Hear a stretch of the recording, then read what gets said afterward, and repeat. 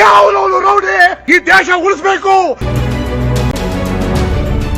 ರಾಜಕಾರಣಿಗಳು ನೇರವಾಗಿ ಹಸ್ತಕ್ಷೇಪ ಮಾಡಲ್ಲ, ಮೂಲದಲ್ಲಿ ಅವರೇ ಇರ್ತಾರೆ. ಸಖತ್ತಾಗಿ ಹಣ ಬರ್ತಾ ಇದೆ ಅಂತ ಅನ್ನುವಂತ ಅಧಿಕಾರಿಗಳ ಕುಟುಂಬಗಳು ಇವತ್ತು 80% ಸರಿಯಾದ ರೀತಿಯಲ್ಲಿ ಇಲ್ವೇ ಇಲ್ಲ. ಅಕ್ರಮ ಸಂಬಂಧಗಳು ಇವತ್ತು ಇಟ್ಟಾಡ್ತಾ ಇದ್ದಾವೆ.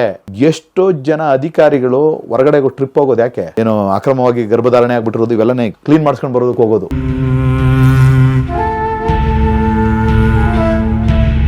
ಸ್ನೇಹಿತರೆ ನಮಸ್ತೆ. ನಮ್ಮ ಜೊತೆಗೆ KRS ಪಕ್ಷದ ಉಪಾಧ್ಯಕ್ಷರಾದ ಲಿಂಗೇಗೌಡರಿದ್ದಾರೆ. ಅವರು ವೃತ್ತಿಯಲ್ಲಿ ಪೊಲೀಸ್ನವರು. ಅವರ ಬದುಕಿನ ಕಥೆ, ಅವರ ಸಿದ್ಧಾಂತಗಳನ್ನು ಕೇಳೋಣ. ಧನ್ಯವಾದ. ನಾವು ಈ ಥರ ಎಲ್ಲ ಯೂಟ್ಯೂಬರ್ಸ್ ಎಲ್ಲಾನು ಕರೆಸಿ ಒಂದು ಮೀಟಿಂಗ್ ಎಲ್ಲ ಮಾಡಬೇಕು ಅಂತ ಯೋಚನೆ ಮಾಡ್ತಾ ಇದ್ದೀವಿ. ಮೇನ್ ಸ್ಟ್ರೀಮ್ ಮೀಡಿಯಾಗಳನ್ನು ಬಿಟ್ಟು ನಾವು ಅವರಿಗೆ ಹೇಗೆ ಸಪೋರ್ಟ್ ಮಾಡ್ಬೋದು, ನಾವು ಶೇರ್ ಮಾಡೋದು, ನಮ್ಮ ಪಕ್ಷದ ವತಿಯಿಂದ ಈಗ ನೀವು ಮಾಡಿದ್ದನ್ನು ನಮ್ಮ ಪಕ್ಷದವರು ಎಲ್ಲ ಶೇರ್ ಮಾಡೋದು, ಇದೆಲ್ಲ ಮಾಡಿಸಿ ವ್ಯೂವರ್ಶಿಪ್ ಹೆಚ್ಚಾಗುವಾಗೆ ಮಾಡೋದು, ಇದೆಲ್ಲ ಅದ್ರ ಬಗ್ಗೆ ಏನು ಮಾಡ್ಬೋದು, ನಾವು ನೀವೆಲ್ಲ ಸೇರ್ಕೊಂಡು ಏನು ಮಾಡ್ಬೋದು ಅಂತ ಯೋಚನೆ ಮಾಡ್ತಾ ಇದ್ದೀವಿ. ಈಗ ಮೇನ್ ಸ್ಟ್ರೀಮ್ ಮೀಡಿಯಾ ನಿಮ್ಮ ಸುದ್ದಿ ಮಾಡಲ್ವಾ? ಯಾಕೆ ಗೊತ್ತಿಲ್ಲ. ಅಂದರೆ what is their expectation or what is their stand? ಅದು ಆ್ಯಕ್ಚುಲಿ ಅವ್ರಿಗೆ ಅಜೆಂಡಾ ಇದೆ. ಆಮೇಲೆ ಕೆಲವು ಪಕ್ಷಗಳು ಪರವಾಗಿ ಕೆಲಸ ಮಾಡ್ತಾ ಇದ್ದಾವೆ ಅವು. ಆಮೇಲೆ ನಾವು ಮಾತಾಡ್ತಾ ಇರುವಂಥ ಹಲವಾರು ಮಾತುಗಳು ಅವ್ರಿಗೆ ಪತ್ತೆ ಆಗ್ತಾ ಇಲ್ಲ. ಅದು ಸಮಸ್ಯೆ. ಉದಾಹರಣೆ ಯಾವ್ದಾದ್ರು ತೆಗೆದುಕೊಳ್ಳಿ ನೀವು. ಈಗ ಅಧಿಕಾರಿಗಳ ವಿರುದ್ಧ ಅಧಿಕಾರಿಗಳು ಸರಿಯಾದ ರೀತಿಯಲ್ಲಿ ಕೆಲಸ ಮಾಡಬೇಕು ಅಂತ ಹೇಳ್ತಾ ಇದ್ದೀವಿ. ಅಧಿಕಾರಿಗಳಿಗೆ ಅದು ಬೇಕಿಲ್ಲ. ಅಧಿಕಾರಿಗಳು ಜನಸಾಮಾನ್ಯರ ಸೇವಕರು, ಜನಗಳ ತೆರಿಗೆ ಹಣದಲ್ಲಿ, ಜನಗಳು ಕೊಡ್ತಾ ಇರುವಂಥ ತೆರಿಗೆ ಹಣದಲ್ಲಿ ಸಂಬಳ ತೆಗೆದುಕೊಳ್ತಾ ಇರುವಂಥವ್ರು ಅಂತ ಹೇಳ್ತಾ ಇದ್ದೀವಿ. ಸೊ ಅಧಿಕಾರಿಗಳಿಗೆ ಅದು ಇಷ್ಟ ಇಲ್ಲ. ಅವನೊಂಥರ ರಾಜರ ಥರ ಇರಬೇಕು ನಾವು ಅಂತ. ಅಂಥ ಅಧಿಕಾರಿಗಳು ಅವ್ರ ಮೇಲೆ ಒತ್ತಡ ಇರ್ತಾ ಇರ್ಬೋದು. ಹಾಗೇನೆ ಈಗ ನಾವು ಲಿಕ್ಕರ್ ಪ್ರೊಹಿಬಿಷನ್ ಅಂತ ಮಾತಾಡ್ತಾ ಇದ್ದೀವಿ. ಪಾನ ನಿಷೇಧ. ಪಾನ ನಿಷೇಧ ಸಾಧ್ಯನಾ? ಅದು ನಾವು ಒಂದು ರೀತಿಯಲ್ಲಿ ಸಾಧ್ಯ. ಪಾನ ನಿಷೇಧ ಅಂತ ಮಾತಾಡ್ತಾ ಇರೋದು ಕಡೆ ಪಕ್ಷ ಈಗ ಏನು ಅಕ್ರಮವಾಗಿ ಮಾರಾಟ ಆಗ್ತಾ ಇದೆ ಅದು ನಿಲ್ಬೇಕು. ಅದು ಇನ್ನು ಎಕ್ಸೈಸ್ ಪಾಲಿಸಿನ ಚೇಂಜ್ ಮಾಡಬೇಕು. ಚೇಂಜ್ ಮಾಡಿ ಮೂಲ ಉದ್ದೇಶ ಏನು, ಎಕ್ಸೈಸ್ ಬಂದು ಅದು ರೆಸ್ಟ್ರಿಕ್ಟೆಡ್ ಗೂಡ್ಸ್, ಅದು ಎಕ್ಸೈಸಬಲ್ ಆರ್ಟಿಕಲ್ಸ್ ಅಂತ ನಾವೇನಂತೀವಿ. ಸಿಕ್ಕ ಕಡೆಯಲ್ಲ ಅದು ಸಿಗಬಾರ್ದು ಅನ್ನುವಂಥ ಕಾರಣಕ್ಕೆ ಅದಕ್ಕೆ ಲೈಸೆನ್ಸ್ ಕೊಟ್ಟು ಆ ಲೈಸೆನ್ಸ್ಗಳನ್ನು ಎಕ್ಸೈಸ್ ಇಲಾಖೆ ಅಧಿಕಾರಿಗಳು ಸೂಪರ್ವೈಸ್ ಮಾಡೋದು, ನೋಡೋದು, ಸೂಪರ್ವೈಸ್ ಅಲ್ಲ ಸರ್ವಿಲೆನ್ಸ್ ಮಾಡೋದು, ಅದ್ರ ಮೇಲೆ ನಿಗಾ ಇಡೋದು, ಇದು ಮಾಡ್ತಾ ಇರುವಂಥದ್ದು. ಯಾಕೆ ಅಂದರೆ ಅದು ಸಿಕ್ತವ್ರ ಕಡೆ ಎಲ್ಲ ಸಿಗಬಾರ್ದು ಅನ್ನೋಂಥ ಕಾರಣಕ್ಕೆ. ಅದು ಈಗೇನಾಗ್ತಾ ಇದೆ, ಗೂಡು ಸಿಗೋದು. ನೀವು ಯಾವುದೇ ಹಳ್ಳಿಗಳಿಗೆ ಹೋಗಿ ಯಾವುದೇ ಅಂಗಡಿಗಳಲ್ಲಿ ನೀವು ಯಾವುದೇ ಬೇಕು ಅಂದರೆ ನಿಮ್ಗೆ ಸಿಗುತ್ತೆ ಡ್ರಿಂಕ್ಸ್. ಮತ್ತು ಏನು ಉದ್ದೇಶ, ಲೈಸೆನ್ಸ್ ಯಾಕೆ ಕೊಡ್ತಾ ಇದ್ದಾರೆ? 5 ಲಕ್ಷ 6 ಲಕ್ಷ ಲೈಸೆನ್ಸ್ ಫೀಸ್ ಕಟ್ಟಿಸ್ಕೊಂಡು ಮತ್ತು ಅದ್ರ ಮೇಲೆ ನಿಗಾವಣೆ ಯಾಕೆ ಮಾಡ್ತಾ ಇದ್ದಾರೆ? ಮೂಲ ಉದ್ದೇಶ ಏನು? ಯಾರಿಗೂ ಸಿಗಬಾರ್ದು ಅಂತ. ಇನ್ನು ಎಲ್ಲದಕ್ಕಿಂತ ಮುಖ್ಯವಾಗಿ ಎಕ್ಸೈಡ್ ಟ್ಯಾಕ್ಸು, ಎಕ್ಸೈಡ್ ಡ್ಯೂಟಿ ಅಂತ ನಾವು ಏನು ಹೇಳ್ತೀವಿ, ಅದನ್ನು ತುಂಬ ಜಾಸ್ತಿ ಆಗ್ತಾ ಇರೋದು ಯಾಕೆ ಅಂದರೆ ತುಂಬ ಎಲ್ಲರ ಕೈಗೂ ಸಿಗಬಾರ್ದು ಅದು ಅನ್ನೋಂಥ ಕಾರಣಕ್ಕೆ. ಇದು ತುಂಬ ತುಟ್ಟಿ, ಹಾಗಾಗಿ ನಾವೊಂದು ಕೊಂಡ್ಕೊಳ್ಳೋಕೆ ಹೋಗಬಾರ್ದು ಅಂತ ಕಸ್ಟಮರ್ಸು ಯೋಚನೆ ಮಾಡಿ ಯಾವಾಗಲೂ ಅಪರೂಪಕ್ಕೆ ಕುಡೀಲಿ ಅಂತ. ಬಟ್ ಈಗೇನಾಗ್ತಾ ಇದೆ, ಸಿಕ್ಕ ಕಡೆ ಅದು ಬಳಕೆ ಆಗ್ತಾ ಇದೆ. ಒಂದು ರೀತಿಯಲ್ಲಿ ಗೌರ್ಮೆಂಟೇ ಅದನ್ನು ಪ್ರಮೋಟ್ ಮಾಡ್ತಾ ಇದೆ. ಅದಲ್ಲ ಉದ್ದೇಶ. ಎಕ್ಸೈಸ್ದು ಈ ಲಿಕ್ಕರ್ ಮೇಲೆ ಯಾವ ಕಾರಣಕ್ಕೆ ಡ್ಯೂಟಿನ ಹೆಚ್ಚಾಗ್ತಾ ಇರೋದು, 600-700 ರೂಪಾಯಿ ಇದ್ರೆ ಪ್ರೊಡಕ್ಷನ್ ಕಾಸ್ಟ್ ಅದ್ರದ್ದು, ಅದ್ರ ಮೇಲೆ ಹತ್ತತ್ರ 1,500 ರೂಪಾಯಿ ಟ್ಯಾಕ್ಸ್ ಬರುತ್ತೆ, ಎಕ್ಸೈಡ್ ಡ್ಯೂಟಿ ಮತ್ತು ಅಡಿಷನಲ್ ಎಕ್ಸೈಡ್ ಡ್ಯೂಟಿ. ಕಾರಣ ಏನಂದರೆ ಸಾಮಾನ್ಯರಿಂದ ದೂರ ಇಡಬೇಕು ಅದನ್ನು ಅಂತ ಉದ್ದೇಶ. ಸಾಮಾನ್ಯರಿಂದ ಅಂದರೆ ಇಷ್ಟೊಂದೆಲ್ಲ ದುಡ್ಡು ಕೊಟ್ಟು ಕುಡಿಬಾರ್ದು ನಾವು ಅಂತ ಜನ ಯೋಚನೆ ಮಾಡ್ಕೊಳ್ಳಿ, ಅದನ್ನ ದೂರ ಇರಲಿ ಅನ್ನೋದ ಕಾರಣಕ್ಕೆ ಉದ್ದೇಶ, ಮೂಲ ಉದ್ದೇಶ. ಬಟ್ ಈಗೇನಾಗ್ತಾ ಇದೆ ಅಂದರೆ ಬೆಲೆ ಕೈಗೆಟ್ಕಲ್ಲ, ನನಗೆ ಬೇಡ ಇದು, ನನ್ನ ಬೆಲೆ ಕೈಗೆಟ್ಕಲ್ಲ ಅನ್ನೋದ ಕಾರಣಕ್ಕೆ ದೂರ ಇರಲಿ ಅವನು ಅಂತ ಸೇವನೆ ಮಾಡುವಂಥವನು. ಬಟ್ ಈಗೇನಾಗ್ತಾ ಇದೆ, ನಾವೇ ತಗೊಂಡೋಗಿ ಹಳ್ಳಿಗಳಿಗೆ ಕೊಡ್ತಾ ಇದ್ದೀವಿ. ಈ ಥರ ಸ್ಥಿತಿ ಇರೋದು. ಹಾಗಾಗಿ ಇದು ಒಂದಷ್ಟು ಎಕ್ಸೈಸ್ ಪಾಲಿಸಿ ಚೇಂಜ್ ಆಗಬೇಕು ಅಂತ ಅನ್ನುವಂಥ ಕಾರಣಕ್ಕೆ ಮಾತಾಡ್ತಾ ಇದ್ದೀವಿ. ಇದು ಮಾತಾಡ್ತಾ ಇರುವಂಥದ್ರಿಂದ ಇದು ದೊಡ್ಡ ಮಾಫಿಯಾ. ಅದು ಲಿಕ್ಕರ್ದೇನಿದೆಯಲ್ಲ, ಇಂಟರ್ನ್ಯಾಷನಲ್ ಮಾಫಿಯಾ, ಒಂದು ದೊಡ್ಡ ಮಾಫಿಯಾ ಅದು. ಯಾರು ಇದನ್ನು ಮಾತಾಡ್ತಾ ಇರ್ತಾರೆ ಅವರ ಹಿತಾಸಕ್ತಿಗೆ ಧಕ್ಕೆ ಬರುತ್ತೆ ಅಂತ ಅನ್ನುವಂಥ ಕಾರಣಕ್ಕೆ ತೊಂದರೆ ಕೊಡ್ಬೋದು. ಸುಮ್ಮನೆ ಮೀಡಿಯಾ ವಿಚಾರ ಬಂದಿದ್ದಕ್ಕೆ. ಹಾಗೆ ಬೇರೆ ಬೇರೆ ರಾಜಕೀಯ ಪಕ್ಷಗಳ ಪರವಾಗಿ ಇವ್ರು ಮಾಡ್ತಾ ಇವ್ರು, ಬಹುತೇಕ ರಾಜಕೀಯ ಮೀಡಿಯಾಗಳು. ಅಂದರೆ ನಮ್ಮಲ್ಲಿ ಲಿಕ್ಕರ್ ಡ್ಯೂಪ್ಲಿಕೇಟ್ ಸೇಲ್ ಆಗ್ತಿದೆಯಾ ಅಥವಾ ವಿತೌಟ್ ಟ್ಯಾಕ್ಸ್ ಇರೋದು ಸೇಲ್ ಆಗ್ತಿದೆ? What is your problem? ಇಲ್ಲ, ಅದು ಬಹುತೇಕ ಈಗ ಇಲ್ಲ. ಆದರೆ ಈಗ ಇಲ್ಲ ಅಂತಲೂ ಹೇಳೋದಕ್ಕಾಗಲ್ಲ, ಆ ಸ್ಥಿತಿನಲ್ಲಿದೆ. ನಾನ್ ಡ್ಯೂಟಿ ಪೇಯ್ಡ್ ಅಂತ ಅಂದರೆ ಅದನ್ನೇ ಸೆಕೆಂಡ್ಸ್ ಅಂತ ಇದ್ದದ್ದು. ಅಂದರೆ ಡ್ಯೂಟಿ ಕಟ್ಟಿಲ್ಲ, ಅದಕ್ಕೆ ಟ್ಯಾಕ್ಸ್ ತೆರಿಗೆ ಕಟ್ಟಿಲ್ಲ. ಆದರೆ ಸೆಕೆಂಡ್ಸ್ ಅಧಿಕೃತವಾದಂಥ ಏನು ಡಿಸ್ಟಿಲರಿಗಳಿದೆ, ಆ ಡಿಸ್ಟಿಲರಿಗಳಲ್ಲೇ ಡಿಸ್ಟಿಲೇಷನ್ ಆಗಿ ಲೇಬಲಿಂಗ್ ಆಗಿ ಬಾಟ್ಲಿಂಗ್ ಯೂನಿಟ್ಸ್ ಅಂತ ಕರಿತೀವಿ. ಆ ಬಾಟ್ಲಿಂಗ್ ಯೂನಿಟ್ಸ್ಗಳಲ್ಲೇ ಲೇಬಲಿಂಗ್ ಆಗಿ ಎಲ್ಲ ಬರುತ್ತೆ. ಆದರೆ ಡ್ಯೂಟಿ ಕಟ್ಟಿರಲ್ಲ. ಹಿಂದೆ ಇತ್ತದು, ಬಿಫೋರ್ 2004 KSBCL ಬರೋದಕ್ಕಿಂತ ಮುಂಚೆ. SM ಕೃಷ್ಣ ಗೌರ್ಮೆಂಟಲ್ಲಿ KSBCL ಅಂತ ತಂದು ಡಿಸ್ಟಿಲರಿಗಳಿಂದ KSBCLಗೆ ಅದು ಬರಬೇಕು, KSBCLನಿಂದ ರಿಟೇಲ್ಗೆ ಹೋಗಬೇಕು ಅಂತ ಮಾಡಿ ಅದೊಂದು ತಡೆದ್ರು. ಹಾಗಾಗಿ ಅದು ಕಡಿಮೆ ಆಗಿದೆ. ಆದರೆ ಇವತ್ತಿನ ವ್ಯವಸ್ಥೆ ರಾಜಾರೋಷವಾಗಿ ಮಂತ್ರಿಗಳು ಮುಖ್ಯಮಂತ್ರಿಗಳೇ ಸುಳ್ಳು ಹೇಳುವಂಥದ್ದು ಭ್ರಷ್ಟಾಚಾರ ಮಾಡುವಂಥ ಸ್ಥಿತಿಲಿ ಇರುವಾಗ ಇದನ್ನು ನೋಡ್ಕೊಳ್ಳುವಂಥ KSBCL ಆಫೀಸರ್ಸು ಮತ್ತು KSBCL ಇರುವಂಥ ಎಕ್ಸೈಸ್ ಆಫೀಸರ್ಸು ನಾನ್ ಡ್ಯೂಟಿ ಪೇಡ್ ಬರೆದಾಗೆ ನೋಡ್ಕೊಳ್ದೇನೆ ನಾನ್ ಡ್ಯೂಟಿ ಪೇಡ್ ಬರೋ ಹಾಗೂ ಮಾಡಿಕೊಂಡು ಅವ್ರು ಬೇಕಾದ್ರೆ ಲಾಭ ಮಾಡ್ಕೊಳ್ತಾ ಇರ್ಬೋದು, ಅದರಲ್ಲೇನು ಅಸಹಜ ಏನಲ್ಲ. ಹೋಗ್ಬಿಟ್ಟು ಡ್ಯೂಪ್ಲಿಕೇಟ್ ಲಿಕ್ಕರ್ ಅದು ಬರ್ತಿದೆಯಾ? ಈಗ ಸೆಕೆಂಡ್ಸ್ ಇಸ್ ಫೈನ್, ಸೆಕೆಂಡ್ಸ್ ಒಂದು ಕಡೆ ಆಯ್ತು. ಡೂಪ್ಲಿಕೇಟ್ ಲಿಕ್ಕರ್ ಅಂದರೆ ನಿಮಗೆ ಅದನ್ನು ತರ್ಡ್ಸ್ ಅನ್ನೋದು, ಅಂದರೆ ಡಿಸ್ಟಿಲರಿಗಳಿಂದ ಅಧಿಕೃತವಾದಂಥ ಡಿಸ್ಟಿಲರಿಗಳಿಂದ ಅದು ಬರಲ್ಲ. ಆದರೆ ಸ್ಪಿರಿಟ್ ತರ್ತಾನೆ, ಅಂದರೆ ಎಥನಾಲ್ ತರ್ತಾನೆ, ಎಥನಾಲ್ಗೆ ಅದು ಎಸೆನ್ಸ್ ಅಂತ ಇರುತ್ತೆ, ಎಸೆನ್ಸ್ ಮಿಕ್ಸ್ ಮಾಡ್ತಾರೆ, ಲೇಬಲ್ಸ್ ಬರ್ತದೆ, ಡೂಪ್ಲಿಕೇಟ್ ಲೇಬಲ್ಸು ಬರ್ತದೆ. ಆದರೆ ಈಗ ಹಾಲೋಗ್ರಾಮಲ್ಲಿ ಇದು ಏನು ಬಾರ್ಕೋಡೆಲ್ಲ ಹಾಕ್ಬಿಟ್ಟಿದ್ದಾರೆ ಅದಕ್ಕೆ ಲೇಬಲ್ಗಳಿಗೆ, ಅದಾಗದಾಗ ನೋಡ್ಕೊಳ್ತಾರೆ. ಅಂದರೆ ನೋಡ್ಕೊಳ್ಬೇಕು, ನಾವು ಡೂಪ್ಲಿಕೇಟ್ ಲಿಕ್ಕರ್ ಬರದಾಗೆ ನೋಡ್ಕೊಳ್ಬೇಕು ಅಂತ ಇಲಾಖೆ ಮನಸ್ಸು ಮಾಡಿದ್ರೆ ಸಮಸ್ಯೆ ಅಲ್ಲ. ಆದರೆ ಬಿಡೋಣ, ನಮ್ಗೆ ಅದರಿಂದ ಲಾಭ ಇದೆ ಅಂತ ಅಂದರೆ ಕಷ್ಟನೂ ಅಲ್ಲ, ಮಾಡ್ತಾ ಇರ್ಬೋದು. ಬೇರೆ ಕಡೆಯಿಂದ ಡಿಸ್ಟಿಲರಿಗಳಲ್ಲೇ ನಾನ್ ಡ್ಯೂಟಿ ಪೇಡನ್ನು ಹೊರಗಡೆ ತರ್ತಾ ಇರ್ಬೋದು, ಅಸಹಜ ಅಥವಾ ಅಸಂಭವ ಏನಲ್ಲ. ಆಯ್ಕೆ ಮಾಡಿಕೊಂಡಿರುವಂತಹ ಮಾರ್ಗ ಕಠಿಣವಾದದ್ದು, ಅದು ನಮಗೆ ಗೊತ್ತಿದೆ. ಆದ್ರೆ ಅಸಾಧ್ಯವಾದಂತಹ ಗುರಿಯನ್ನ ಕರ್ನಾಟಕ ರಾಷ್ಟ್ರ ಸಮಿತಿ ಪಕ್ಷ ಹಾಕೊಂಡಿಲ್ಲ. ಲಿಂಗೇಗೌಡ ಒಬ್ಬ ಸಾಮಾನ್ಯ ರೈತನ ಮಗ, ಒಬ್ಬ ಬಡವನ ಮಗ. ಇವತ್ತಿನ ರಾಜಕೀಯ ವ್ಯವಸ್ಥೆ, ಆಡಳಿತ ವ್ಯವಸ್ಥೆ ಎಲ್ಲವನ್ನು ನೋಡಿಕೊಂಡು ಏನಾದ್ರೂ ಇವತ್ತಿನ ನಮ್ಮ ಕರ್ತವ್ಯವನ್ನು ನಿಭಾಯಿಸೋದಕ್ಕೆ ಸಾಧ್ಯ ಇದೆಯೇ ಅಂತ ಯೋಚನೆ ಮಾಡಿಕೊಂಡು ಒದ್ದಾಡ್ತಾ ಇರುವಂಥ ಒಂದು ಜೀವ. ಯಾವ್ರನ್ನ? ಮದ್ದೂರು ತಾಲೂಕು ಸೋಂಪುರ ಅಂತ ಒಂದು ಗ್ರಾಮ, ಒಂದು ಸಣ್ಣ ಗ್ರಾಮ, ಮದ್ದೂರಿಂದ ಒಂದು 4-5 ಕಿಲೋಮೀಟರ್ ದೂರ. ನಮ್ಮ ತಂದೆ ತಾಯಿ ರೈತಾಪಿ ಕುಟುಂಬ, ಹನುಮಂತಯ್ಯ ಅಂತ ನಮ್ಮ ತಂದೆ, ಚಿಕ್ಕತಾಯಮ್ಮ ಅಂತ ನಮ್ಮ ತಾಯಿ, ರೈತ ಕುಟುಂಬದಿಂದ ಬಂದವನ್ನ. ದೊಡ್ಡ ರೈತರು, ಸಣ್ಣ ರೈತರು? ಸಾಮಾನ್ಯ ರೈತರು. ನಮಗೊಂದು 3-4 ಎಕರೆ ಜಮೀನಿದೆ, ನೀರಾವರಿ ಜಮೀನು. ನಾನು ಅಲ್ಲೇ primary school, middle school, Nagarakere ಅಂತ ಪಕ್ಕದಲ್ಲಿದೆ ನಗರಕೆರೆ, ಅಲ್ಲಿ ಮಿಡ್ಲ್ ಸ್ಕೂಲು, ಮದ್ದೂರಲ್ಲಿ ಹೈಸ್ಕೂಲು, ಆನಂತರ PU Bharathi Nagar, degree PS college Mandya, Mysuru ಯೂನಿವರ್ಸಿಟಿನಲ್ಲಿ MA ಇಂಗ್ಲೀಷ್ ಸಾಹಿತ್ಯದಲ್ಲಿ ಓದ್ಕೊಂಡು ಆನಂತರ ಕೆಲಸಕ್ಕೆ ಹುಡುಕ್ತಾ ಇದ್ವಿ. ಆಗ ಕೆಲಸ ಇಲ್ಲ. 1999-2000 ನಾನು ಹೊರಗಡೆ ಬಂದಿದ್ದು, ಮಾಸ್ಟರ್ ಡಿಗ್ರಿ ಮುಗಿಸಿ. ಕೆಲಸ ಇಲ್ಲ, ಆಗೆಲ್ಲ ನಿರುದ್ಯೋಗ. ಯಾವುದಾದ್ರೂ ಕೆಲಸಕ್ಕೆ ಸೇರಿಕೊಳ್ಬೇಕು ಅಂತ ಹೇಳಿ KPSCಯಿಂದ ನಾನು ಪೊಲೀಸ್ ಸಬ್ ಇನ್ಸ್ಪೆಕ್ಟರ್ಗೆಲ್ಲ ಎಕ್ಸಾಮ್ ಬರೆದಿದ್ದೆ, ಇಂಟರ್ವ್ಯೂಗೂ ಹೋಗಿದ್ದೆ. ದುಡ್ಡು ಕೊಡೋದಕ್ಕೆ ಅಂತ ಆಗಲಿಲ್ಲ ಅನ್ನೋದು ಕಾರಣಕ್ಕೆ ನಂದು ಆಗಲಿಲ್ಲ SM ಕೃಷ್ಣ ಅವ್ರ ಪೀರಿಯಡಲ್ಲಿ. ಆ ನಂತರ ಎಕ್ಸೈಸ್ ಡಿಪಾರ್ಟ್ಮೆಂಟಲ್ಲಿ ಕಾಲ್ ಮಾಡಿದ್ದ, ಎಕ್ಸೈಸ್ ಸಬ್ ಇನ್ಸ್ಪೆಕ್ಟರ್ ಪೋಸ್ಟಿಗೆ ಕಾಲ್ ಮಾಡಿದ್ದಕ್ಕೆ KPSC ಬರೆದು ಪಾಸಾದ್ವಿ. ಕೆಲಸ ಸಿಕ್ತು. ದುಡ್ಡು ಕೊಡದೇ ಆಗಿದ್ದಾಗ ಹರೀಶ್ ಗೌಡರು KPSCನಲ್ಲಿ ಚೇರ್ಮನ್ ಆಗಿದ್ದರು. ಆಗ ಕೆಲಸ ಆಯಿತು ಸಬ್ ಇನ್ಸ್ಪೆಕ್ಟರ್ ಆಗಿ. ಆಮೇಲೆ ನಾನು ಸಬ್ ಇನ್ಸ್ಪೆಕ್ಟರ್ ಆಗಿ ಅಬ್ಕಾರಿ ಇಲಾಖೆ, ಆಮೇಲೆ ಸಬ್ ಇನ್ಸ್ಪೆಕ್ಟರ್ ಆಗಿ 2010 ತನಕ, 10 ಜನವರಿ ತನಕ. ಆನಂತರ ಇನ್ಸ್ಪೆಕ್ಟರ್ ಆಗಿ 2017 ತನಕ ಕೆಲಸ ಮಾಡಿ ಹಲವಾರು. ಆಮೇಲೆ ನಮ್ಮದೊಂದು ಮೈಂಡ್ಸೆಟ್ಟು, ನಾನು ಸಾಮಾನ್ಯ ಕುಟುಂಬದ ಹಿನ್ನೆಲೆಯಿಂದ ಬಂದವನು, ಗ್ರಾಮೀಣ ಹಿನ್ನೆಲೆಯಿಂದ ಬಂದವನು. ಗ್ರಾಮೀಣ ಪ್ರದೇಶಗಳಲ್ಲಿ ಲಿಕ್ಕರು ಉಂಟು ಮಾಡ್ತಾ ಇದ್ದ ಸಮಸ್ಯೆಗಳು ನನಗೆ ಅರಿವಾಗ್ತಾ ಇತ್ತು. ಆಮೇಲೆ ನಾನು ಸುಮಾರು ಒಂದು 3-4 ವರ್ಷಗಳ ಕಾಲ ವಾರದಲ್ಲಿ ಒಂದು 3-4 ದಿವಸನಾದರೂ ನಾನು ಡ್ರಿಂಕ್ಸ್ ಮಾಡ್ತಾಯಿದ್ದೆ. ಆದರೆ ಡ್ರಿಂಕ್ಸ್ ಮಾಡೋದ್ರಿಂದ ಏನೆಲ್ಲ ಹೆಚ್ಚೆಚ್ಚಾಗಿ ಡ್ರಿಂಕ್ಸ್ ಮಾಡೋದ್ರಿಂದ ಏನೆಲ್ಲ ಸಮಸ್ಯೆಗಳಾಗ್ತವೆ ಅಂತ ಅನ್ನೋದನ್ನು ವೈಯಕ್ತಿಕವಾಗಿ ನಾನು ಅರ್ಥ ಮಾಡಿಕೊಂಡೆ. ಮತ್ತು ನಾನು ಅಧಿಕಾರಿಯಾಗಿದ್ದಾಗ ನಾನು ರೇಂಜಲ್ಲಿ ಕೆಲಸ ಮಾಡುವಂಥ ಸಂದರ್ಭದಲ್ಲಿ ಜನ ಕಷ್ಟಪಟ್ಕೊಂಡು ದುಡಿತಾ ಇರುವಂಥ ಕುಟುಂಬಗಳ ಮಹಿಳೆಯರು ದೊಡ್ಡ ಸಮಸ್ಯೆ ಆಗ್ತಾ ಇದೆ ಅಂತೆಲ್ಲ ಬಂದು ಹೇಳ್ತಾಯಿದ್ರು. ಇದಕ್ಕೇನು ಪರಿಹಾರ ಅಂತ ಯೋಚನೆ ಮಾಡಿಕೊಂಡು ಒಂದು ರೀತಿಯಲ್ಲಿ ಯೋಚನೆ ಮಾಡ್ತಾ ಇರುವಂಥ ಸಂದರ್ಭದಲ್ಲಿ ಅದೇ DK ರವಿ, ನಿಮಗೆ ಗೊತ್ತಿರಬೇಕು, DK ರವಿ ಅವರು ಕೂಡ ನನ್ನ ಸ್ನೇಹಿತರು. ಹೌದು, ಅವರೇ ಎಕ್ಸೈಸ್ ಸಬ್ ಇನ್ಸ್ಪೆಕ್ಟರ್ ಆಗಿ ಕೆಲಸಕ್ಕೆ ಸೇರಿಕೊಂಡಿದ್ದವರು ಬಿಫೋರ್ IAS. ಹಾಗಾಗಿ ಅವ್ರದ್ದು ಸಾವಾಯಿತು. ಸಾವಿನ ತನಿಖೆಯನ್ನು CBIಗೆ ವಹಿಸಬೇಕು ಅಂತ ಹೇಳಿ ನಾನು ಕುಣಗಲಲ್ಲೇ ಇದ್ದೆ. DK ರವಿ ಅವರ ನೇಟಿವ್ ಅದು ಕುಣಗಲ್ಲು, ಹುಲಿದುರ್ಗ. ನನ್ನ ಮೇಲೆ ಅದೊಂದು ರೀತಿಯಲ್ಲಿ ವಿಚಿತ್ರವಾದೊಂದು ಒತ್ತಡ ಶುರುವಾಯಿತು. ನಮಗೆ ಈಗ ಅಷ್ಟೊತ್ತಿಗಾಗಲೇ ನನಗೆ ತುಂಬ ಅನುಭವಗಳಾಗಿದ್ವು. ಒಬ್ಬ ಸರ್ಕಾರಿ ಅಧಿಕಾರಿಯಾಗಿ ಪ್ರಾಮಾಣಿಕವಾಗಿ ಕೆಲಸ ಮಾಡ್ತೀನಿ ಅಂತ ಅಂದರೆ ಅವನು ಕೆಲಸ ಮಾಡಿದಾಗೆ ಮಾಡಿ ಅವನನ್ನು ಎದೆಗುಂದಿಸುವಂಥ ಒಂದು ವ್ಯವಸ್ಥೆ ಇವತ್ತು ಇದೆ. ಖಂಡಿತವಾಗಿ. ಅಷ್ಟು ಸುಲಭ ಅಲ್ಲ. ಆದರೆ ರಾಜಿ ಆಗೋದ್ರೂ ಅವನಿಗೆ ಸಮಸ್ಯೆ ಇರುತ್ತೆ, ಸಮಾಜ ಕೈಲಿ ಮಾತು ಕೇಳಬೇಕು.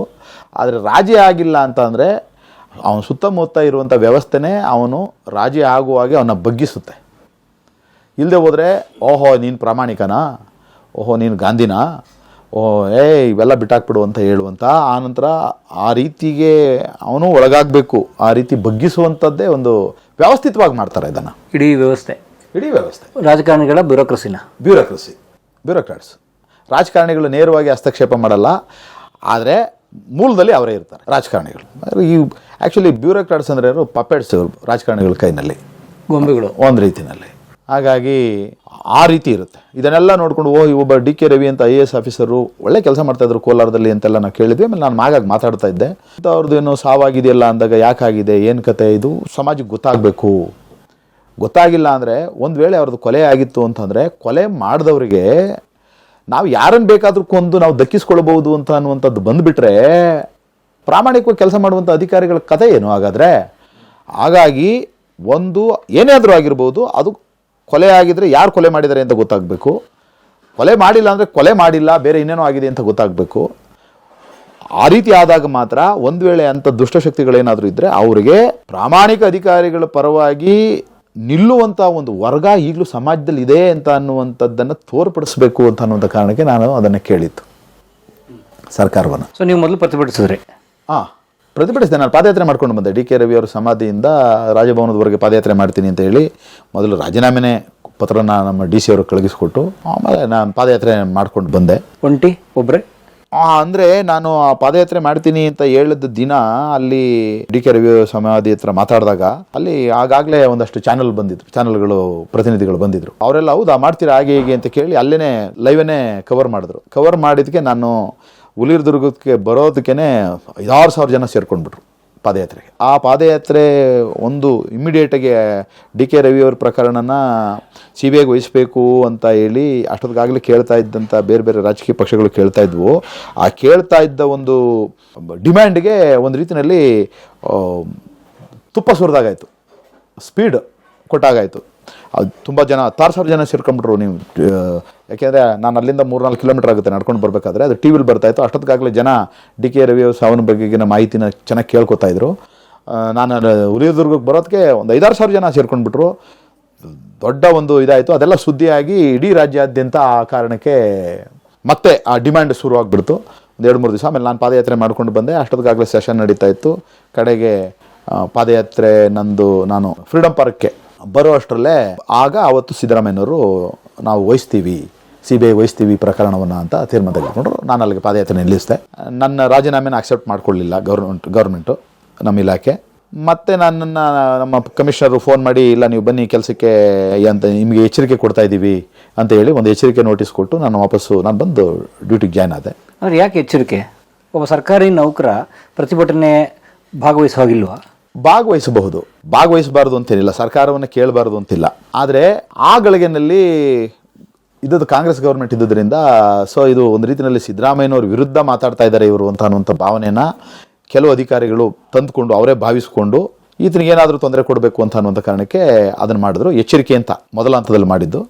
ಆ ನಂತರ ನಾನು ಹೋಗಿ ಕುಣಗಲಲ್ಲಿ ಕೆಲಸ ಮಾಡ್ತಾ ಇರಬೇಕಾದ್ರೆ ಅಲ್ಲಿಂದ ಒಂದು 3-4 ಕುಣಗಲ್ ರೇಂಜ್ ಇನ್ಸ್ಪೆಕ್ಟರ್ ಆಗಿದ್ದೆ.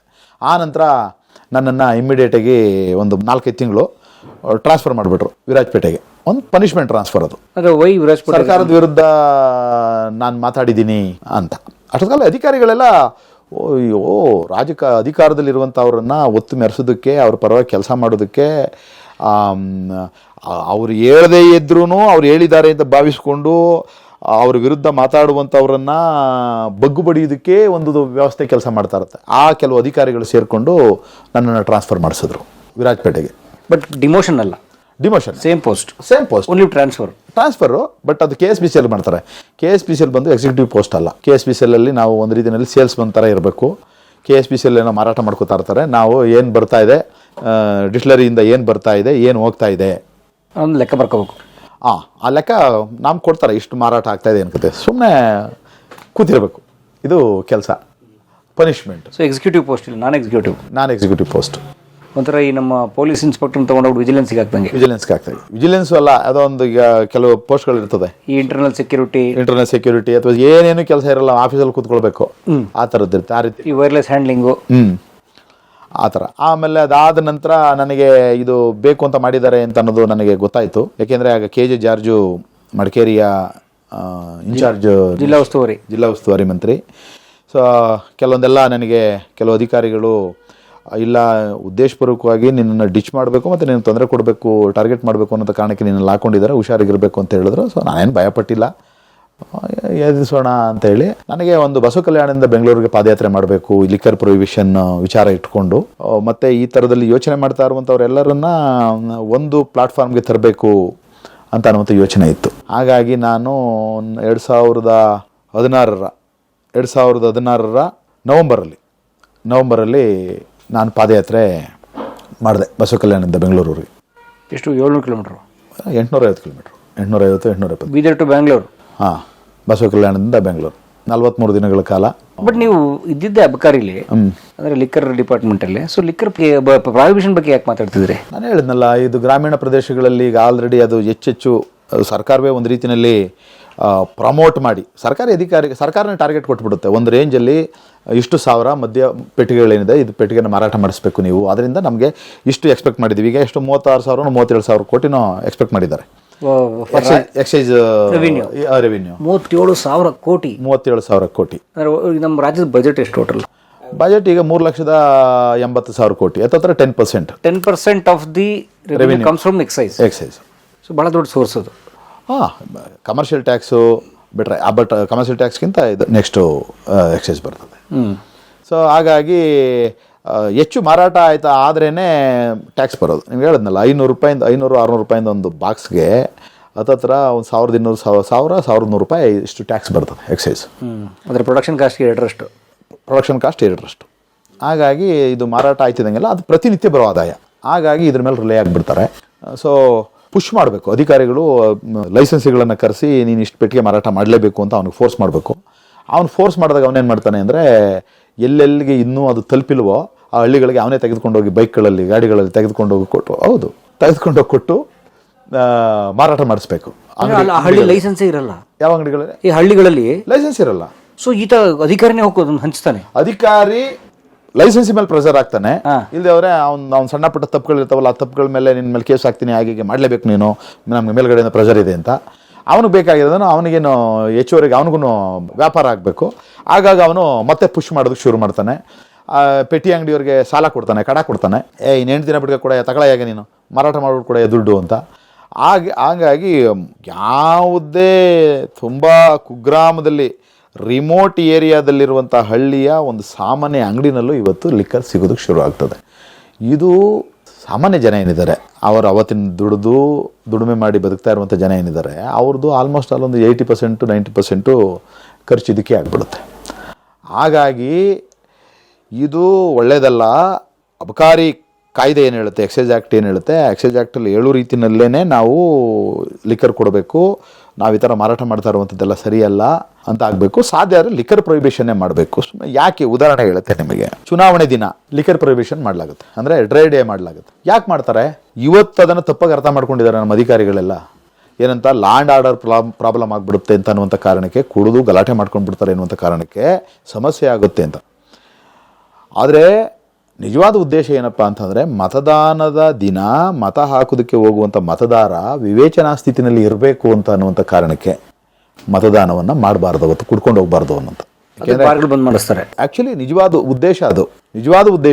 ಯಾಕೆಂದರೆ ಏನು 18 ವರ್ಷ ಆಗಿರಬೇಕು, ಅಥವಾ ಮತಿವಿಕಲ ಆಗಿರಬಾರ್ದು, ಪಾನಮತ್ತ ಸ್ಥಿತಿನಲ್ಲಿರಬಾರ್ದು, ವಿವೇಚನಾಯುಕ್ತವಾದಂಥ ಸ್ಥಿತಿನಲ್ಲಿರಬೇಕು ಅಂತ ಏನಿದೆ, ವಿವೇಚನಾಯುಕ್ತವಾದಂಥ ಸ್ಥಿತಿನಲ್ಲಿ ಇವನು ಇರೋದಿಲ್ಲ ಅಂತ. ಕುಡಿದ್ಬಿಟ್ರೆ ವಿವೇಚನಾಯುಕ್ತವಾದಂಥ ಸ್ಥಿತಿನಲ್ಲಿ ಇರೋದಿಲ್ಲ ಅಂತ ಅನ್ನೋದಾದರೆ ಮತ್ತೆ ಯಾಕೆ ಮಧ್ಯೆ ಇರಬೇಕು? ಹೌದಾನೆ? ಈಗ ನೋಡಿ, ಯಾವ ಥರದ ದ್ವಂದ್ವ ನೀತಿಗಳನ್ನು ಸರ್ಕಾರ ಅನುಸರಿಸ್ತದೆ ಅಂತ ಅನ್ನೋದಕ್ಕೆ, ಬೆಳಿಗ್ಗೆ 9:00ವರೆಗೆ ಬಾರ್ ಓಪನ್ ಆಗ್ತವೆ ಕರ್ನಾಟಕದಲ್ಲಿ.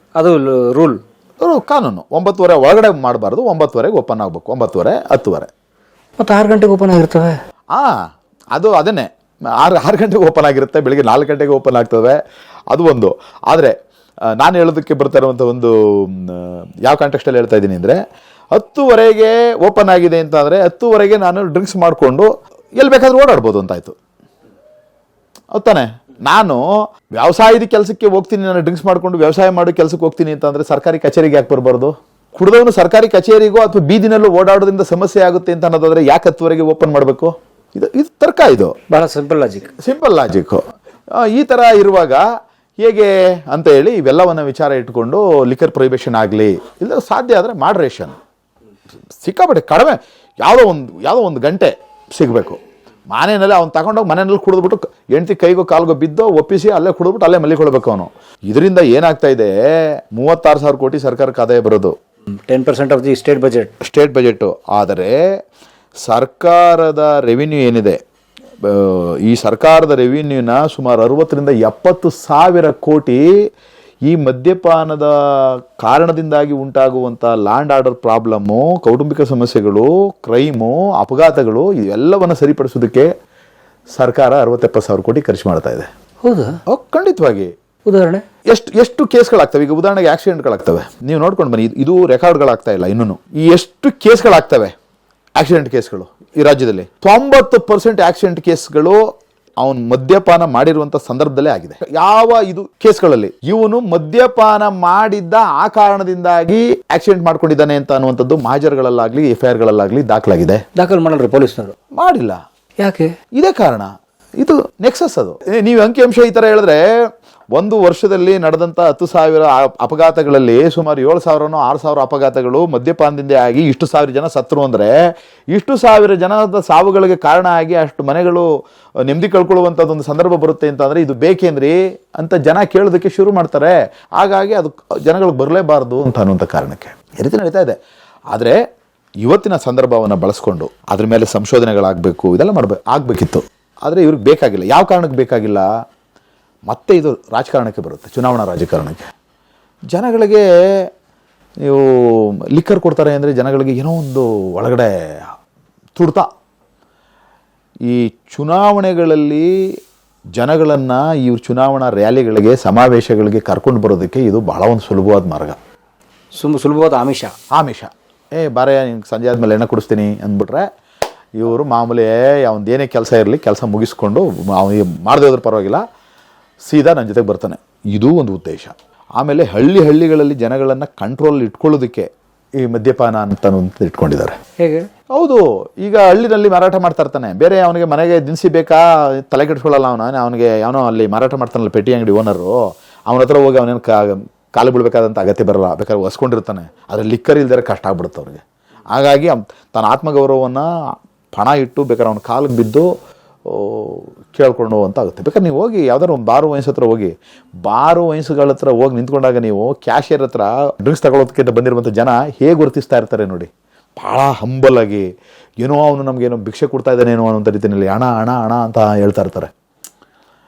ಅಂದರೆ ಅವನದು ಕೃಪಾ ಕಟಾಕ್ಷ ನಮಗಿರಬೇಕು, ಒಳ್ಳೆ ಡ್ರಿಂಕ್ಸ್ ಕೊಡಲಿ ಅಂತನೋ, ಎದುವಾಗ ನನ್ನ ಹತ್ರ ಹಣ ಇಲ್ಲದಿದ್ದಾಗ ಉದುರಿ ಕೊಡಲಿ ಅಂತನೋ, ಈ ಥರದ ಮನಸ್ಥಿತಿ ಬಂದ್ಬಿಟ್ಟಿದೆ.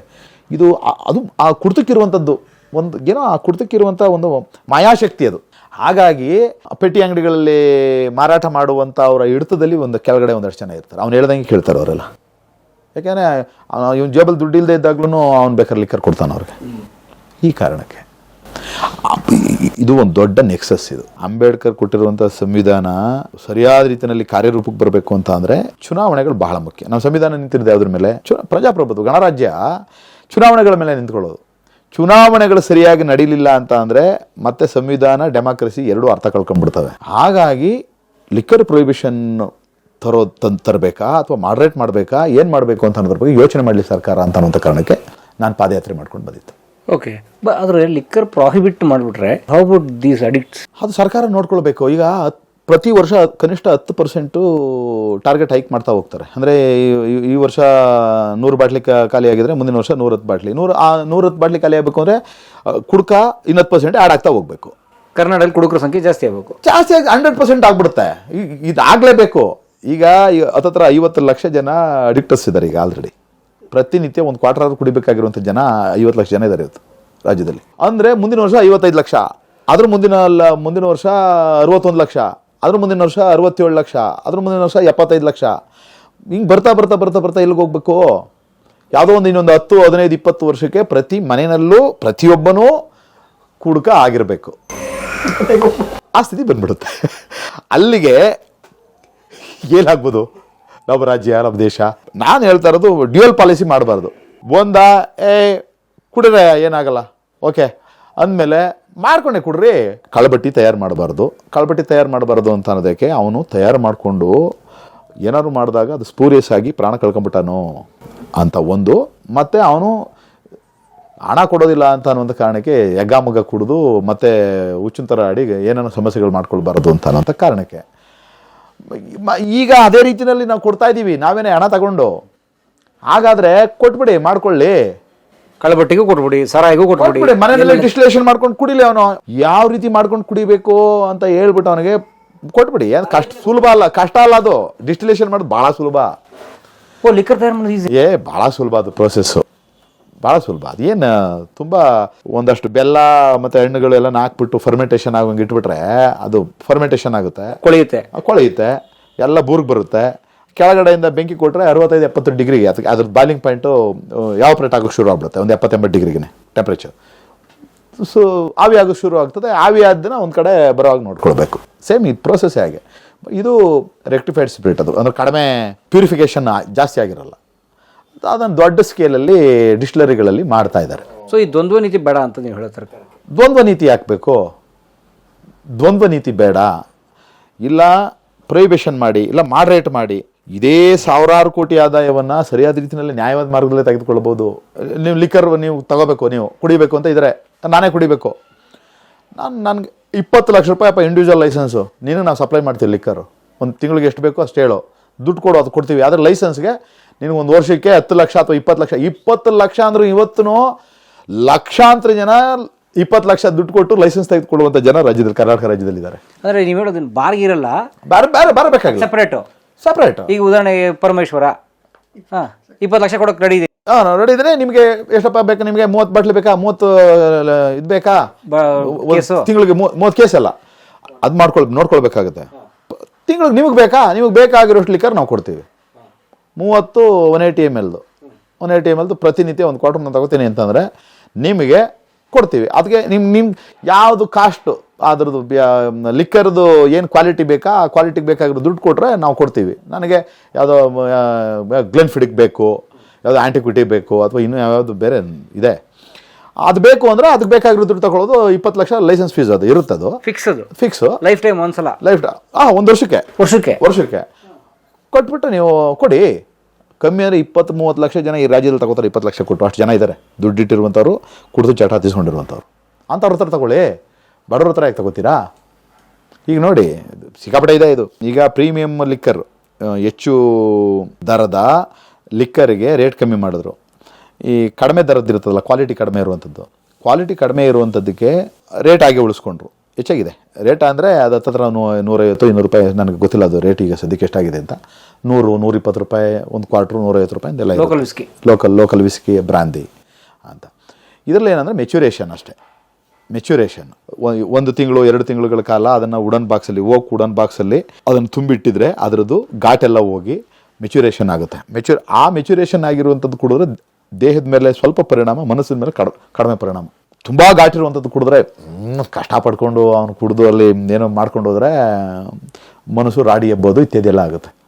ಅದಕ್ಕೆ ದೊಡ್ಡವರೆಲ್ಲ 1000 ರೂಪಾಯಿ 10,000 ರೂಪಾಯಿ ಕೊಟ್ಟು ಲಿಕ್ಕರ್ ಡ್ರಿಂಕ್ಸ್ ಮಾಡಿದ್ರು ಅವ್ರು ಆರಾಮಾಗಿ ಯಾಕಿರ್ತಾರೆ ಅಂದರೆ, ಬೆಳಗ್ಗೆದ್ದು ಜಿಮ್ ಮಾಡಿಕೊಂಡು ಯೋಗ ಮಾಡ್ಕೊಂಡು ಬೆಳಗ್ಗೆದ್ದು ಆರಾಮಾಗಿ ಕೆಲಸಕ್ಕೆ ಯಾಕೆ ಬರ್ತಾರೆ ಅಂತಂದರೆ ಚೆನ್ನಾಗಿ ಮೆಚ್ಯೂರೇಷನ್ ಆಗಿರುತ್ತದು. ಇದು ಕಡಿಮೆ ಮೆಚ್ಯೂರೇಷನ್ ಹಾಕಿರುವಂಥ ಡ್ರಿಂಕ್ಸ್ ಕುಡ್ದಾಗ್ಲೇ ಜನ ಅವನಿಗೆ ಅದಕ್ಕೆ ಬೇಕಾಗಿರುವಂಥ ವಾತಾವರಣನ ಸೃಷ್ಟಿ ಮಾಡ್ಕೊಳ್ಳೋದಕ್ಕೆ ಬೇಕಾಗಿರುವಂಥ ಎಕನಾಮಿಕ್ ಸ್ಟೆಬಿಲಿಟಿ ಇರೋದಿಲ್ಲ. ಸೊ ಹಾಗಾಗಿ ಅವನು ರಶಲ್ಲಿ ಯಾವುದೋ ಗಲೀಜು ಇರುವಂಥ ಜಾಗದಲ್ಲಿ, ಈಗಂತೂ ಸಿಕ್ಕಾಪಟ್ಟೆ ಕೆಟ್ಟದಾಗಿ ನಡೀತಾ ಇದೆ. ಈ CL2ನಲ್ಲಿ ಲಿಕ್ಕರ್ನ ಕೊಡಬಾರ್ದು, ಬರೀ ಸೇಲ್ ಮಾತ್ರ ಮಾಡಬೇಕು. ಅವನು CL2 ಲೈಸೆನ್ಸ್ ಬಾರ್ಗಳಲ್ಲಿ ಕುಡಿಯೋದಕ್ಕೆ ಅವಕಾಶ ಮಾಡಿಕೊಡ್ಬೇಕು. ಅವನು ಪಾರ್ಸಲ್ ಕೊಡಬಾರ್ದು. ಕುಡಿಯುವಂಥ ಸಂದರ್ಭಕ್ಕೆ ಬೇಕಾಗಿರುವಂಥ ಆಹಾರ ಜೊತೆಯಲ್ಲಿ ಅವನು ಕೊಡಬೇಕು. ಆಹಾರ ಜೊತೆಯಲ್ಲಿ ಕುಡಿದಾಗ ಅದ್ರ ಪರಿಣಾಮ ಕಡಿಮೆ ಆಗುತ್ತೆ.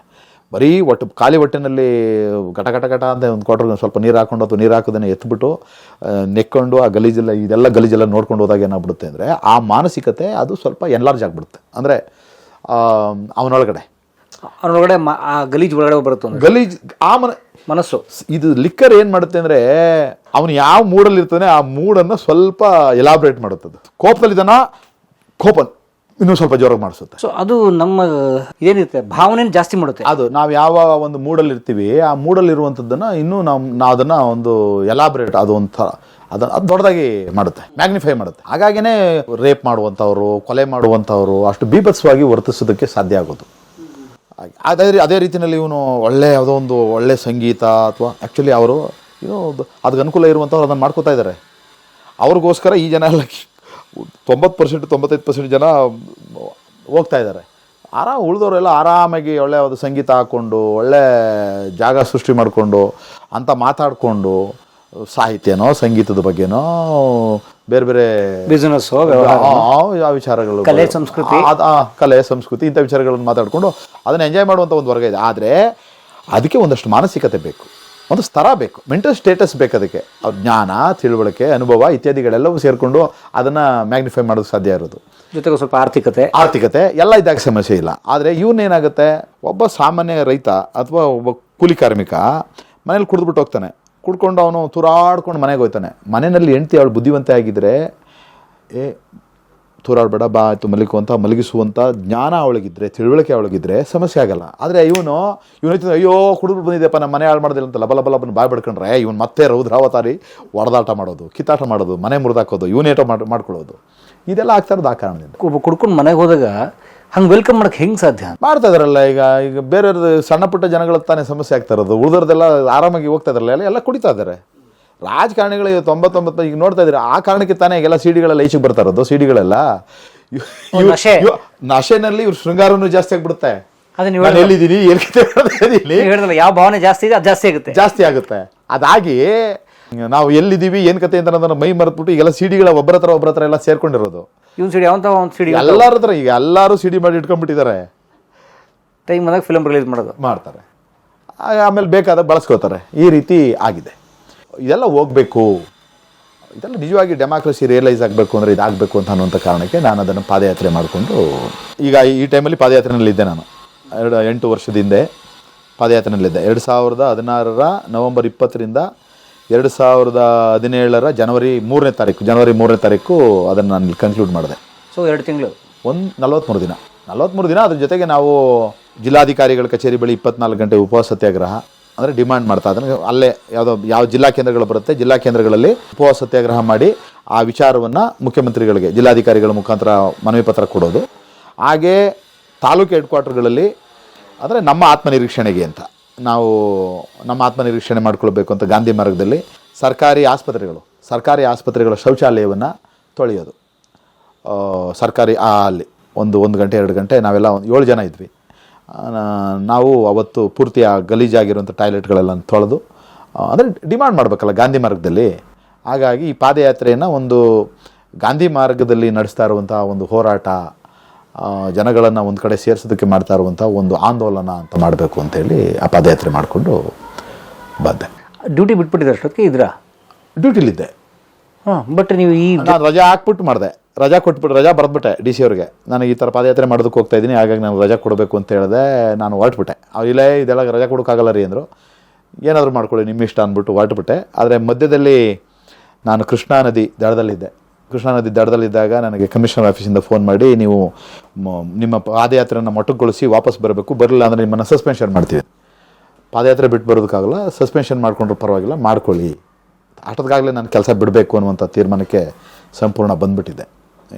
ನಾವು ಸಾಮಾಜಿಕವಾಗಿ ರಾಜಕೀಯವಾಗಿ ಇರುವಂಥ ಅವಕಾಶಗಳನ್ನು ಬಳಸ್ಕೊಂಡು ಹೋರಾಟಗಳು ರೂಪಿಸೋದು, ಅದು ಬೇಕಾಗಿರುವಂಥ ಒಂದು ರಾಜಕೀಯ ಪಕ್ಷನೋ ರಾಜಕಾರಣನೋ ಇದನ್ನು ಮಾಡುವಂಥದ್ದನ್ನು ನಾವು ಮಾಡಬೇಕು ಅನ್ನುವಂಥ ನಾನು ನಿಲುವಿಗೆ ಬಂದಿದ್ದೆ. ಹಾಗಾಗಿ ಅವರು ಹೇಳಿದಾಗ ಪಾದಯಾತ್ರೆನ ಮೊಟಕುಗೊಳಿಸಲಿಲ್ಲ. ನಾನು ಪಾದಯಾತ್ರೆ ಕಂಟಿನ್ಯೂ ಮಾಡಿಕೊಂಡು ಬಂದೆ. ಆ ಕಾರಣಕ್ಕೆ ಇವನು ಸರ್ಕಾರದ ವಿರುದ್ಧ ಮದ್ಯ ನಿಷೇಧದ ಪರವಾಗಿ ಎಲ್ಲ ಮಾತಾಡ್ತಾ ಇದ್ದೇನೆ ಅಂತ ಅನ್ನುವಂಥ ಕಾರಣಕ್ಕೆ ಮತ್ತೆ DK ರವಿ ಅವರ ಪ್ರಕರಣವನ್ನು ತೆಗೆದು ವಾಪಸ್ಸು ರಿಓಪನ್ ಮಾಡಿ ನನ್ನ ಮೇಲೆ ಇಲಾಖಾ ವಿಚಾರಣೆ ಅಂತ ನಡೆಸಿದ್ರು. ಇಲಾಖಾ ವಿಚಾರಣೆ ಸಂದರ್ಭದಲ್ಲಿ ನಾನು ತಪ್ಪಾಗಿ ನಡ್ಕೊಂಡೆ, ನಾನು ಆ ಸಂದರ್ಭದಲ್ಲಿ ಮಾನಸಿಕ ಸ್ಥಿಮಿತತೆ ಕಳ್ಕೊಂಡೆ, ನನಗೆ ತಲೆ ಓಡ್ತಾ ಇರಲಿಲ್ಲ, ಅಥವಾ ನನಗೇನೋ ಆಗ್ಬಿಟ್ಟಿತ್ತು ಹಾಗೆ ಹೀಗೆ ಅಂತ ಬರ್ಕೊಡು ಅಂತ ಹೇಳಿ ನನ್ನ ಮೇಲೆ ಕೇಳಿದ್ರಾಗ ಅಧಿಕಾರಿಗಳು, ವಿಚಾರಣಾಧಿಕಾರಿಗಳು ಅಂತ ಬರ್ತಾರೆ ಅವರು. ಇಲ್ಲ ನಾನು ಪ್ರಜ್ಞಾಪೂರ್ವಕವಾಗಿ ನನ್ನ ಮನಸ್ಸನ್ನು ಸರಿಯಾಗಿ ಇಟ್ಕೊಂಡಿದ್ದಂಥ ಸ್ಥಿತಿನಲ್ಲೇ ನಾನು ಅದನ್ನು ಮಾಡಿರೋದು, ನಾನು ಕೇಳಿರೋದು ಸರಿಯಾಗಿದೆ ಅಂತೇಳಿ ಆರ್ಟಿಕಲ್ 19(2) ಏನು ಹೇಳುತ್ತೆ, ನಾವು ಪ್ರಜಾಸತ್ತಾತ್ಮಕ ವ್ಯವಸ್ಥೆಯಲ್ಲಿರುವಂಥದ್ದನ್ನು ಸಂದರ್ಭದಲ್ಲಿ ಪ್ರತಿಭಟನೆ ಮಾಡೋದಕ್ಕೆ ನಮ್ಮ ಅಭಿಪ್ರಾಯಗಳನ್ನು ದಾಖಲಿಸೋದಕ್ಕೆ ಅವಕಾಶ ಇದೆ, ಹಾಗಾಗಿ ಸಮಸ್ಯೆ ಇಲ್ಲ ಅಂತ. ಅವರು ಇಲ್ಲ ಸರ್ಕಾರಿ ನೌಕರನಾಗಿ ಮಾಡಬಾರ್ದು ಅಂತ ಹೇಳಿ ಅವ್ರನ್ನ ಅಷ್ಟಕ್ಕೇ ಡಿಸ್ಮಿಸ್ ಮಾಡಿಬಿಟ್ರು. ನನ್ನನ್ನು ಡಿಸ್ಮಿಸ್ಸೇ? ಡಿಸ್ಮಿಸ್, ಸಸ್ಪೆಂಡೇ ಅಲ್ಲ? ಸಸ್ಪೆಂಡ್ ಅಲ್ಲ, ಈ ವಿಚಾರ ಇಟ್ಕೊಂಡು ಡಿಸ್ಮಿಸ್ ಮಾಡಿದ್ರು. ಕೋರ್ಟ್ಗೆ ಹೋಗ್ತಾನೆ ಅಂತ. ನಾನೇನು ಕೋರ್ಟ್ಗೆ ಹೋಗಿ ಏನು ಮಾಡಲಿ? ಡಿಸ್ಮಿಸ್ ಆರ್ಡರ್ ನಾನು ಕೋರ್ಟ್ಗೆ ಸ್ಟೇ ತಂದು ಮತ್ತೆ ಬಂದು ನಾನು ಕೆಲಸಕ್ಕೆ ಬರ್ಬೋದು. ಮತ್ತೆ ಇಲ್ಲೇ ಬಿತ್ಕೊಂಡು ಮತ್ತೆ ಲಾಯರ್ ಹಿಡ್ಕೊಂಡು ಈ ಅಳವಂಡದಲ್ಲಿ ಒದ್ದಾಡಬೇಕು ಅಂತ ಅನ್ನುವಂಥ ಕಾರಣಕ್ಕೆ ನಾನು ಕೋರ್ಟ್ಗೆ ಹೋಗಿ ಯಾಕೆ ಬರಬೇಕಾಗಿದೆ? ನಮಸ್ಕಾರ, ಒಳ್ಳೇದಾಗಲಿ, ನಂದು ಇನ್ನೊಂದು ದಾರಿನಲ್ಲಿ ನಡೀತೀನಿ ಅಂಥೇಳಿ ತೀರ್ಮಾನ ತೆಗೆದುಕೊಂಡು ನಾನು ರಾಜಕೀಯವಾದಂಥ ದಾರಿಯನ್ನು ಆಯ್ಕೆ ಮಾಡಿಕೊಂಡೆ. ಡೆಮಾಕ್ರಸಿನಲ್ಲಿ ಬೇರೆಲ್ಲ ಹೋರಾಟಗಳಿಗಿಂತ ರಾಜಕಾರಣ ಅನ್ನುವಂಥದ್ದು ಎಲ್ಲ ಹೋರಾಟಗಳ ತಾಯಿ. ಡೆಮಾಕ್ರಸಿನಲ್ಲಿ ಚುನಾವಣಾ ರಾಜಕಾರಣ ಅನ್ನೋದೇನಿದೆಯಲ್ಲ, ಎಲ್ಲ ಪರಿಹಾರ ಇರೋದು ಇಲ್ಲೇ. ಒಳ್ಳೆ ಜನಪ್ರತಿನಿಧಿ, ಒಳ್ಳೆ ಸರ್ಕಾರ ಇದ್ದರೆ ಇವತ್ತು ಏನು ಹೋರಾಟಗಳಿದ್ದಾವೆ, ಈ ಹೋರಾಟಗಳ ಅಗತ್ಯನೇ ಇರೋದಿಲ್ಲ. ಬಹುತೇಕ ಹೋರಾಟಗಳು ಯಾವ ಕಾರಣಕ್ಕಿದೆ? ಸರಿಯಾದಂಥ ರಾಜಕಾರಣಿಗಳು ಅಧಿಕಾರಿಗಳನ್ನು ಸೂಪರ್ವೈಸ್ ಮಾಡುವಂಥ, ಮೇಲ್ವಿಚಾರಣೆ ನಡೆಸಬೇಕಾಗಿರುವಂಥ, ಜನಗಳ ಪರವಾಗಿ ಕೆಲಸ ಮಾಡಬೇಕಾಗಿರುವಂಥ, ಅವ್ರಿಗೆ ಬೇಕಾಗಿರುವಂಥ ಕಾಯ್ದೆ ಕಾನೂನುಗಳನ್ನ ರೂಪಿಸಬೇಕಾಗಿರುವಂಥ ರಾಜಕಾರಣಿಗಳು ಇಲ್ಲದೇ ಇರುವಂಥ ಕಾರಣದಿಂದಾಗಿ ಇವತ್ತೆಲ್ಲ ಹೋರಾಟಗಳು ಬೇಕಾಗಿರೋದು. ಪ್ರತಿಯೊಂದಕ್ಕೂ ಹೋರಾಟ ಮಾಡಬೇಕು, ಸಣ್ಣ ಸಣ್ಣ ವಿಚಾರಗಳಿಗೂ ಹೋರಾಟ ಮಾಡಬೇಕು ಅನ್ನೋಂಥ ಸ್ಥಿತಿ ಇದೆ. ಹಾಗಾಗಿ ರಾಜಕಾರಣ ಸರಿ ಹೋದರೆ ಡೆಮಾಕ್ರಸಿನಲ್ಲಿ ಅದೇ ನಾನೊಂದು ಭಾವಿಸಿದ್ದೇನೆ. ಇವತ್ತು ಗಾಂಧೀಜಿ ರಾಜಕಾರಣನೇ ಮಾಡಿದ್ದು, ಹೋರಾಟದ ರಾಜಕಾರಣ. ಅವತ್ತು ಡೆಮಾಕ್ರಸಿ ಇರಲಿಲ್ಲ. ಹಾಗಾಗಿ ಬ್ರಿಟಿಷ್ ಪ್ರಭುತ್ವವನ್ನು ಎದುರಾಕೊಂಡು ನಮ್ಗೆ ಸ್ವಾತಂತ್ರ್ಯ ಬೇಕು ಅಂತ ಕೇಳಿದ್ದವ್ರು. ಯಾವುದೇ ಸಮಾಜ ಸುಧಾರಕ, ನಾವು ಹೆಸರಿಸಬಹುದಾದಂಥ ಯಾವುದೇ ಸಮಾಜ ಸುಧಾರಕ, ವಿವೇಕಾನಂದ ಹಿಡ್ಕೊಂಡು ಯಾವುದೇ ಯೋಗಿಗಳನ್ನು ಹಿಡ್ಕೊಂಡು ಅವರು ನಿಜವಾಗಿ ಪ್ರಾಮಾಣಿಕವಾಗಿ ಅವತ್ತು ಸಮಾಜದ ಕಳಕಳಿಯನ್ನು ಗಮನದಲ್ಲಿಟ್ಕೊಂಡು ಕೆಲಸ ಮಾಡಿದ್ದಾರೆ, ಸಮಾಜ ಸುಧಾರಣೆ ಅವರ ಆದ್ಯತೆ ಆಗಿತ್ತು ಅನ್ನೋದಾದರೆ ಅವರು ಇವತ್ತಿದ್ದಿದ್ರೆ ಅವ್ರು ರಾಜಕಾರಣನೇ ಮಾಡಬೇಕು. ಬೇರೆ ನಾವು ಯಾವುದೋ ಸೇವಾ ಚಟುವಟಿಕೆಗಳಲ್ಲಿ ತೊಡಗ್ತೀವಿ, ಆಶ್ರಮ ಮಾಡ್ತೀವಿ, ವೃದ್ಧಾಶ್ರಮ ಮಾಡ್ತೀವಿ, ಅನಾಥಾಶ್ರಮ ಮಾಡ್ತೀವಿ, ಇದು ಇವತ್ತು ಅಷ್ಟು ಸರಿಯಲ್ಲ. ಯಾಕೆಂದರೆ ಅನಾಥಾಶ್ರಮ ಮಾಡ್ತೀವಿ ಅಥವಾ ವೃದ್ಧಾಶ್ರಮ ಮಾಡ್ತೀವಿ ಅಂತೇಳಿ ನಾವು ಮತ್ತೆ ಜನಗಳಿಂದ ದೇಣಿಗೆ ಸಂಗ್ರಹಿಸಿ ನಾವು ಇದನ್ನು ಮಾಡಿದ್ರೆ ಸರ್ಕಾರದ ಜವಾಬ್ದಾರಿ ಏನಿದೆ ಆ ಜವಾಬ್ದಾರಿಯನ್ನು ಸರ್ಕಾರ ಮಾಡೋದಿಲ್ಲ. ಸರ್ಕಾರ ಇದೇ ಜನಗಳ ಹತ್ರ ಅದಕ್ಕೋಸ್ಕರ ತೆರಿಗೆ ತೆಗೆದುಕೊಳ್ತಾ ಇದೆ, ಸೆಸ್ ತೆಗೆದುಕೊಳ್ತಾ ಇದೆ. ನೀವು ಪುರಸಭೆ, ನಗರಸಭೆ ಅಥವಾ ಮಹಾನಗರ ಪಾಲಿಕೆಗಳಲ್ಲಿ ಟ್ಯಾಕ್ಸ್ ಕಟ್ತಾ ಇದ್ರೆ, ಮನೆ ತೆರಿಗೆ ಕಟ್ತಾ ಇದ್ರೆ, ಮನೆ ತೆರಿಗೆಗೆ ಭಿಕ್ಷುಕರು ತೆರಿಗೆ ಅಂತಲೂ ಇರ್ತದೆ. ಭಿಕ್ಷುಕರಿಗೆ ಪುನರ್ವಸತಿಗೆ ಅಂತ ಹೇಳಿ ಎಷ್ಟೋ % ಟ್ಯಾಕ್ಸ್ ಹಾಕ್ತಾ ಇದ್ದಾರೆ. ಅನಾಥಾಶ್ರಮಗಳು, ವೃದ್ಧರನ್ನು ನೋಡ್ಕೊಳ್ಳೋದಕ್ಕೆ ಅಂತ ಮಾಡ್ತಾ ಇದ್ದಾರೆ. ಇದೆಲ್ಲ ಸರ್ಕಾರದ ಕೆಲಸ. ಈ ಸರ್ಕಾರ ಮಾಡಬೇಕಾಗಿರುವಂಥ ಕೆಲಸವನ್ನು ನಾನು ಮಾಡೋಕ್ಕೆ ಶುರು ಮಾಡಿದ್ರೆ ಸರ್ಕಾರದ ಜವಾಬ್ದಾರಿ ಹೋಗಿ ಅದಕ್ಕೇ ಇವತ್ತು ಸರ್ಕಾರದ ಜವಾಬ್ದಾರಿನ ಬೇರೆಯವರೆಲ್ಲ ನಾವೆಲ್ಲ ಹಂಚ್ಕೊಳ್ಳೋಕೆ ಶುರು ಮಾಡಿರೋ ಕಾರಣಕ್ಕಾಗಿ ಇಂಥ ಅನಾಥಾಶ್ರಮ ಈ ಥರ ಅಂತಲ್ಲಿ ಮಾಡಿಕೊಂಡು ಸರ್ಕಾರದವರೆಲ್ಲ ಬೇರೆ ಬೇರೆ ನಾನು ಹೇಳಿದ್ನಲ್ಲ ಸಿಡಿಗಳಲ್ಲೆಲ್ಲ ಮುಳುಗೋಗಿದ್ದಾರೆ, ಯಾವುದೋ ಲಾಡ್ಜು ರೆಸಾರ್ಟ್ಗಳಲ್ಲಿ ಮಲಗಿದ್ದಾರೆ, ಅನೈತಿಕ ಅಕ್ರಮ ಚಟುವಟಿಕೆಗಳಲ್ಲಿ ಸಂಬಂಧಗಳಲ್ಲಿ ಮುಳುಗಿ ಹೇಳ್ತಾ ಅವರು ಚೆನ್ನಾಗಿಲ್ಲ, ಸಮಾಜಕ್ಕೆ ಕೆಟ್ಟ ಮಾದರಿಯನ್ನು ಕೊಟ್ಬಿಟ್ಟಿದ್ದಾರೆ. ಆಗ ಕೆಲಸ ಇಲ್ಲ. ಅವಕ್ಕೆ ಏನು ಕೆಲಸ ಇದೆ?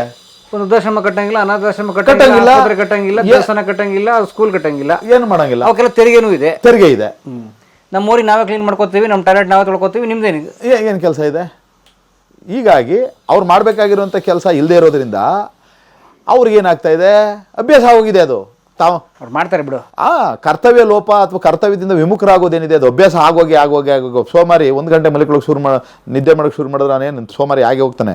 ಆ ಕಾಯಿಲೆ ಇತ್ಯಾದಿ ಎಲ್ಲ ಬಂದ್ಬಿಡು, ದೈಹಿಕ ಕಾಯಿಲೆ, ಎದ್ದು ಓಡಾಡೋಕ್ಕೆ ಆಗಲ್ಲ. ನಿಮ್ಗೆ ಸುಮ್ಮನೆ ಒಂದು ಉದಾಹರಣೆ, ನಮ್ಮ ಕಡೆ ಕಾಲ ಮೇಲೆ ಕಾಲು ಹಾಕಿ ಹಿಂಗೆ ತೊಳ್ಕೊಂಡ್ರೆ, ಬಗ್ಗಿ ಕೈಲಿ ತೊಳಿದೇನೆ ಕಾಲ ಮೇಲೆ ಕಾಲು ಹಾಕಿ ತೊಳ್ಕೊಂಡ್ರೆ ಲಕ್ಷ್ಮಿ ಹೊಂಟೋಗ್ತಾಳೆ ಅಂತ ಹಿರಿಯರು ಹೇಳ್ತಾರೆ. ನಿಮಗೂ ಅದು ಕೇಳಿರ್ಬೋದು. ಏನು ಅದ್ರ ಲಾಜಿಕ್ ಇದೆ? ಅದರಲ್ಲೊಂದು ಲಾಜಿಕ್ ಇದೆ. ಏನು? ಈಗ ನಾನು ಪ್ರತಿನಿತ್ಯ ಬಗ್ಗಿ ನನ್ನ ಕೈನಲ್ಲೇ ತೊಳ್ಕೊಳ್ತಾ ಇದ್ರೆ ದೇಹ ಬಗ್ಗು ಸ್ಥಿತಿನಲ್ಲಿ ಇರ್ತದೆ. ನಾನು ಯಾವ ಕೆಲಸ ಬೇಕಾದರೂ ಮಾಡುವಂಥ ಸ್ಥಿತಿನಲ್ಲಿ ಇರ್ತೀನಿ. ನಾನು ಯಾವಾಗ ನಾನು ಬಗ್ತಾ ಇರಲ್ಲ, ಹೀಗೆ ಮಾಡ್ತಾ ಇರ್ತೀನಿ, ದೇಹ ಬಗ್ಗಲ್ಲ. ಪ್ರತಿನಿತ್ಯ ನೀವು ನೆಲದ ಮೇಲೆ ಕೂತ್ಕೊಂಡು ಊಟ ಮಾಡಿ, ಪ್ರತಿನಿತ್ಯ ನೀವು ಎಷ್ಟು ದಪ್ಪ ಆದ್ರೂ ಊಟ ಮಾಡುವಂಥ ಸ್ಥಿತಿನಲ್ಲಿ ಇರುತ್ತೆ. ಮೇಲೆ ದಪ್ಪನೇ ಆಗಲ್ಲ.